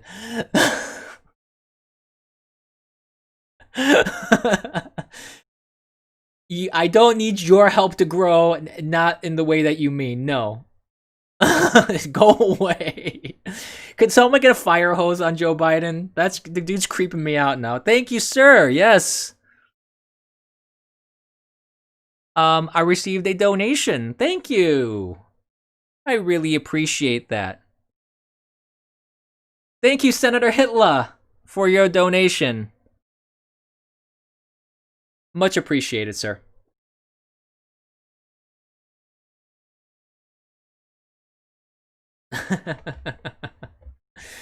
Malarkey.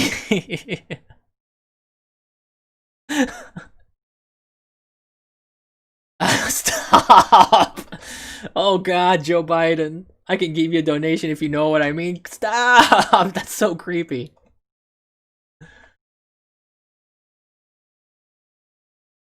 The point of the donation was a link.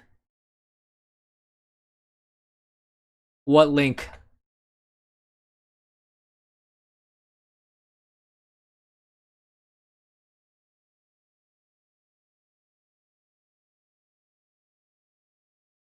Oh, they actually arrested someone in Austin for felony criminal mischief damages caused to state capitol. Really? The Department of Public Safety. Good. Yeah, if this guy indeed, of course, as our jurisprudence says, innocent until proven guilty. But if this guy indeed is one of these violent guys, then and he's guilty of what he's doing, then yeah, I'm glad that they got him. The link that was given to me was that article. Is that the link you're talking about? No, I don't want Joe's deposit, Mom Patch. I really don't. Yes, spray him with the water. Make him stop. Say the name of the criminal. Oh boy. Is this a troll article? Is this not a real article? I have a feeling this is a troll article. Let me see. Let's see here.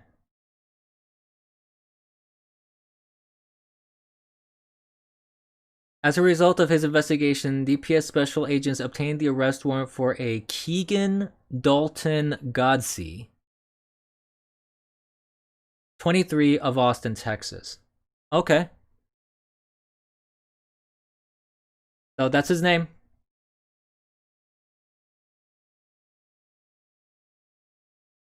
Yeah. Wait, what? Wait. It's the alley guy? Get the hell out. It's Kegel Weagle?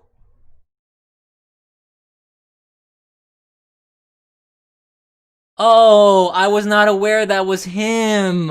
Oh my gosh.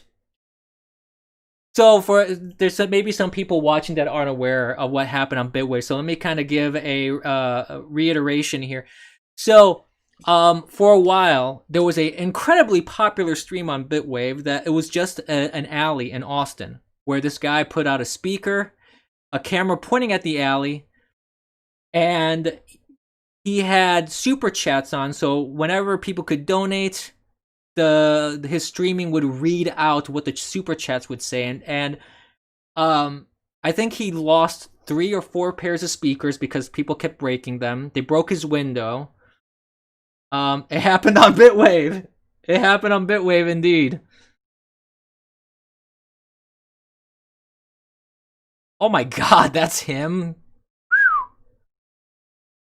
Ain't that a pretty fellow? Anyways, yeah, and his name was Kegel Weagle, whatever his. I didn't realize that was his name. That was his full name. I mean, that was his proper name. Wow, so he got arrested. Holy crap! Oh goodness. Oh my goodness. That's his actual mugshot in chat? Wow. It'll come up in chat on stream now. Wow. Unbelievable. You know, see, the world comes at you fast. Doesn't it? Yeah, it really does. Oh my goodness. What? Wait, let me see that article one more time. What date was it that he got arrested? Let me check that out. June oh, today. They released this today. He was arrested on the 23rd, on Tuesday. Ha! Unbelievable. Well, you know, you don't want to mess with Texas. Yikes. Goodness. I'm surprised I didn't get a notification for like on stream, like the I gotta set that up properly in Streamlabs. That's supposed to show a notification on that. Now that I'm thinking about it. That's strange. Huh. Yeah, booked for vandalism. Yep. After what was going down in his alley, I'm even surprised that he would even get involved in stuff like that. He spray painted "fuck police" on the Capitol. Really? Wow.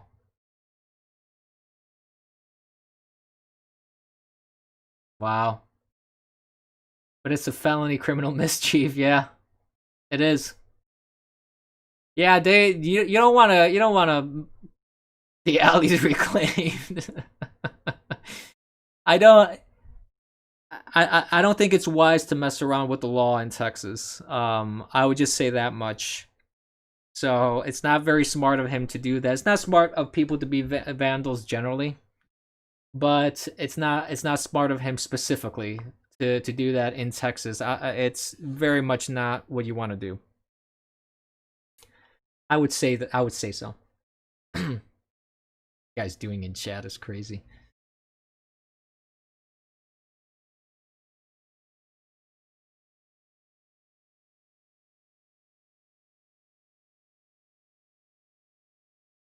If I get elected, what dark side Phil people? Is that what you're talking about? I don't plan on running for any office. So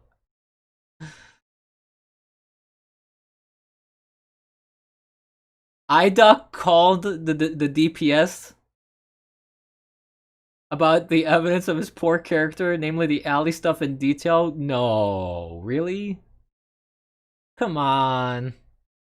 The guy probably is already crapping his pants.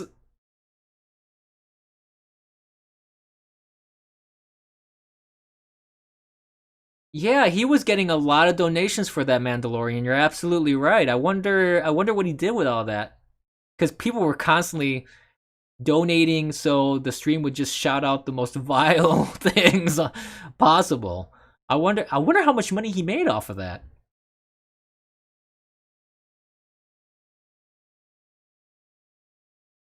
His code was about 15K? And he caused about 15K worth of damage. So there you go, it all evens out.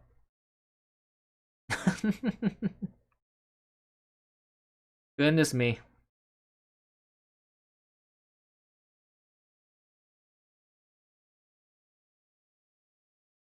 I don't know, sir. I don't know who you should vote for. I don't tell people how to vote. I really don't know.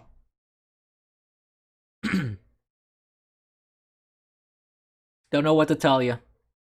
But I'm still surprised that with the history that he had, because the police had to come into that alley multiple times because of the problems that they were having with this whole stream that he put up. Pardon me. I'm surprised that he would actually go and engage in those sort of activities. Well, on one side I'm surprised, but on the other side I'm not a whole lot surprised because he would seem like the person that would do that.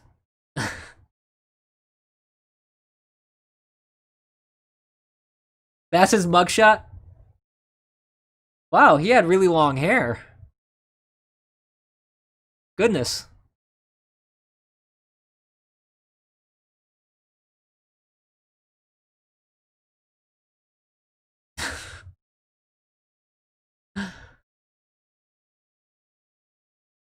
So, does anybody know if he if he made bail in any way?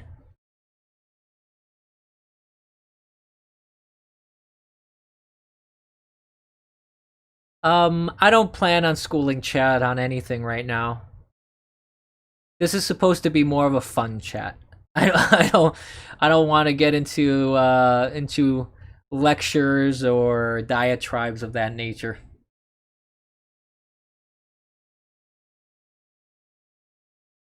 Oh, you're talking to Rush Limbaugh. I'm sorry. He does appear quite dopey in his picture. I have to agree with that. I could put. Let's see if I can put it up for people to see. Actually, it is kind of a dopey picture. This is his mugshot. Let's see if I can get OBS to. Hopefully, I won't boomer it up, which I have been known to do. It wouldn't be the first time. Let's see. There we go. There he is in all his glory. Kegel Weagle. The alley master.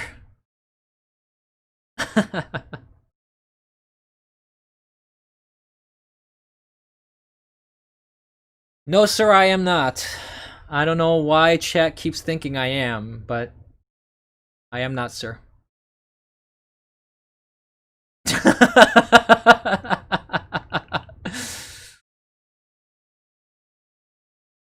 Yup. That is the alley master right there. He's deleting tweets? Really? Oh my goodness. Yes, that's right. His Twitter handle was. His whole thing is gone. Hold on. Is his whole account gone? Nope. He protected his tweets though. All his tweets are protected. He locked down his account. Oh boy. Look at that. Yep, his tweets are protected. Let me show you guys. His Twitter image is pretty hilarious too. See, look at that.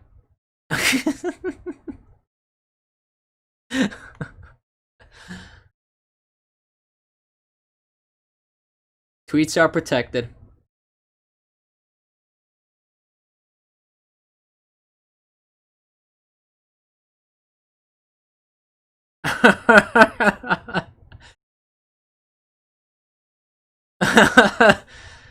Good for you, Joe. Another stream derailed. Yes, sir. No, I mean this is the point of this of the Thursday streams. Now, I want it to be a chat thing. I don't want I you know I want to talk a little bit about the news, but I want it to be also just a fun interactive thing. So, I'm perfectly okay with having some derailment happen. It's intentional. Yeah, I don't know what his current. I guess his current status is he has long hair. I guess he was bald and shaved. He had his head shaved at one point. But that's that. That's all about the Kegel Weagle, who apparently is arrested and made bail and is protecting his tweets and locking everything down. You missed this news? Well, I mean, I can before. I mean, I have been tweeting for. Let's see, not tweeting. What am I saying? I've been streaming for already 2 hours, so I am kind of close to concluding the stream. I can do a quick gander at Twitter and see if there's any other trend that's come up that is interesting to comment on before we call it a night.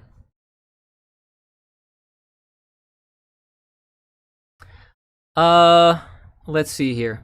120 million is trending because that's what Biden said. Because according to Biden, 1/3 of the American population is dead.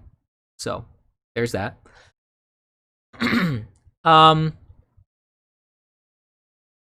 There's not really anything interesting happening right now. You have another, pro Joe tweet, even though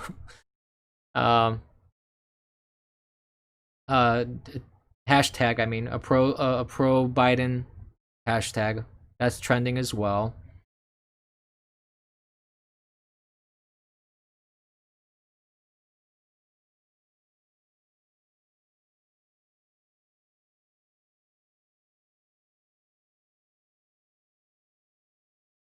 I should stream some The Last of Us 2. Yeah, I heard about The Last of Us 2.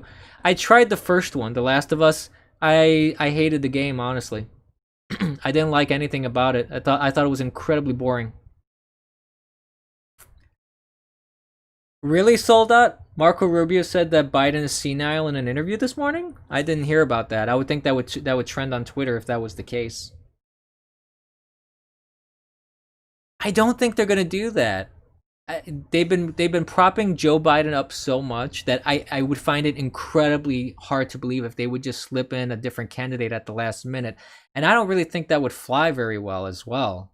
I think a lot of people would be upset if the Democrat Party tried to do something like that, because even if it's a good candidate, quote unquote good candidate for them, that makes it incredibly difficult for them to campaign in such a short period of time.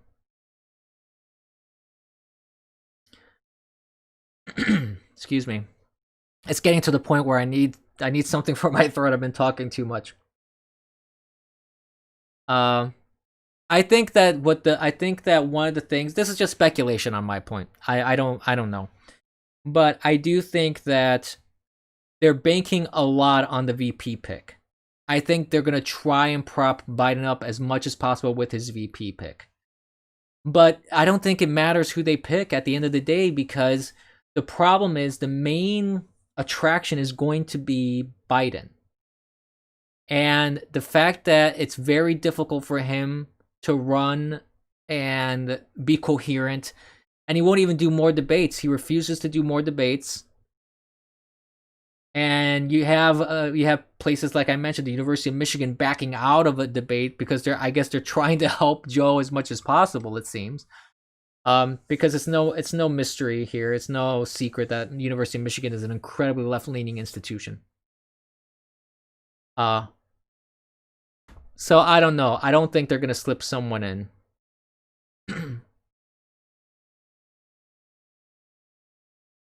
Oh, one thing that did happen also today, actually, before I do conclude, I could kind of just talk about this little news item. We'll get back on track real quick before I conclude.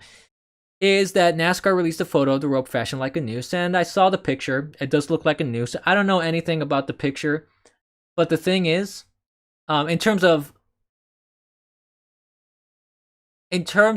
like any data on the photo, like when it was taken, any metadata on that, I haven't looked into the photo, so I have no idea how legitimate it is. They claim that's the pull rope that was shaped like a noose. Okay. And it does look like a noose in the photo, but that has been there for like months and months and months. Like, I think 43 weeks before. No, not 43 weeks. I think it's less than that. But the point is, before it was even assigned to Bubba Wallace. It's not a noose. Yeah, the FBI said it's not a noose. It may kind of resemble one the way it's tied, but it's not a noose. It was there way before the garage was assigned to Bubba Smollett, as I like to call him. And there was no way that someone would know that he was the one in that was going to be assigned that garage. So the kind of not, maybe it was just a stupid prank that they did to someone a while ago, or they're just being edgy. I don't know the reasoning behind why they would do something stupid like that, but there's nothing racial about it. There's no hate crime. There's nothing like that. Yeah. Okay, Bubba Smollett. I've seen, in different garages, all sorts of different knots. I've seen people play around with that sort of thing, even with like ropes for blinds. I've seen some people tie funny knots in that way. And just the fact that the FBI had to come in and investigate it and say, no, it's not what you're saying, because it's not existed before it was even assigned. The garage was even assigned to you. There's no racial motivation behind this. This was just hyperbole. It was media fanfare. It was just fanning the flames and of what's happening right now. It's just this emotional, ridiculous reaction that had no basis in reality. That's it. Simple. And he went on this whole media rampage about it. And basically NASCAR insulted every single one of their fans over this. They pretty much called all their fans racist. So did Bubba Smollett, as I call him. He pretty much called all NASCAR fans racist as well, in so many words. And if anybody, in my opinion, still supports NASCAR, goes to the races, pays money, then they're the fools, frankly. I feel that it's very stupid.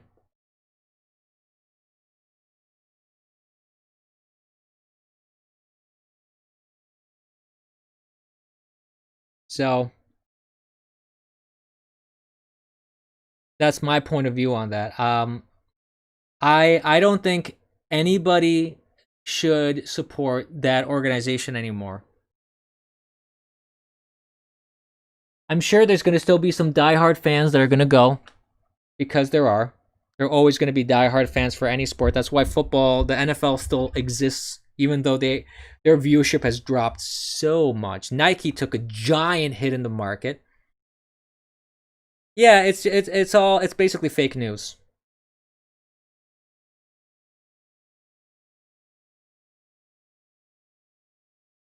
Yeah, they also banned the rebel flag, the Confederate flag. That's right. So to me,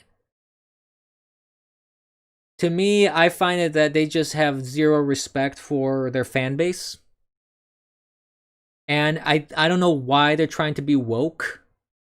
I mean, it's not like New Yorkers are interested in NASCAR, or Californians, or hipsters are interested in NASCAR. Not last I checked, no.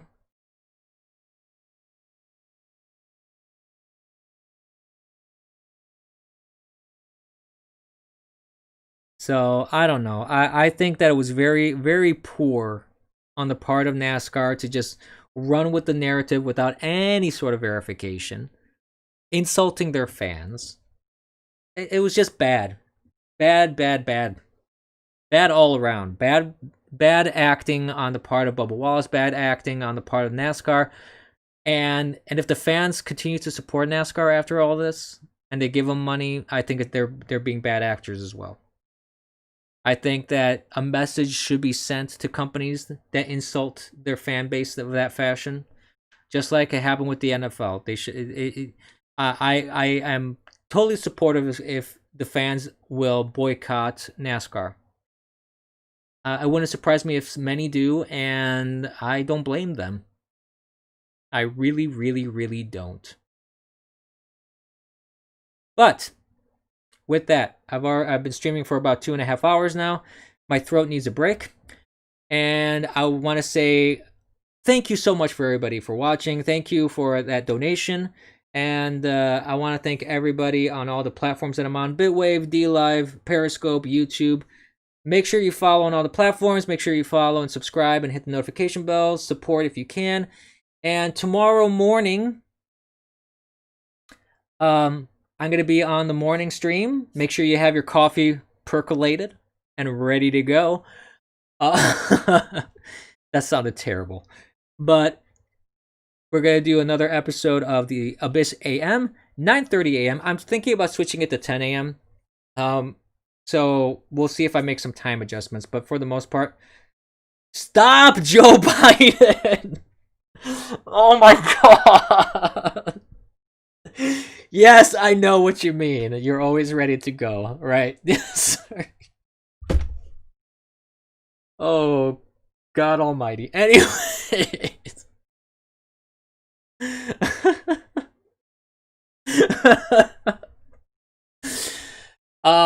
But as I said, thank you for watching. For those that can watch me in the morning, I'll be streaming 9:30 a.m. Eastern Standard Time. I'll announce it on all my social media and on the streaming media. Make sure you follow to make sure that you know when I go live. Thank you. Have a great night, and remember, kids, don't be complacent. All right.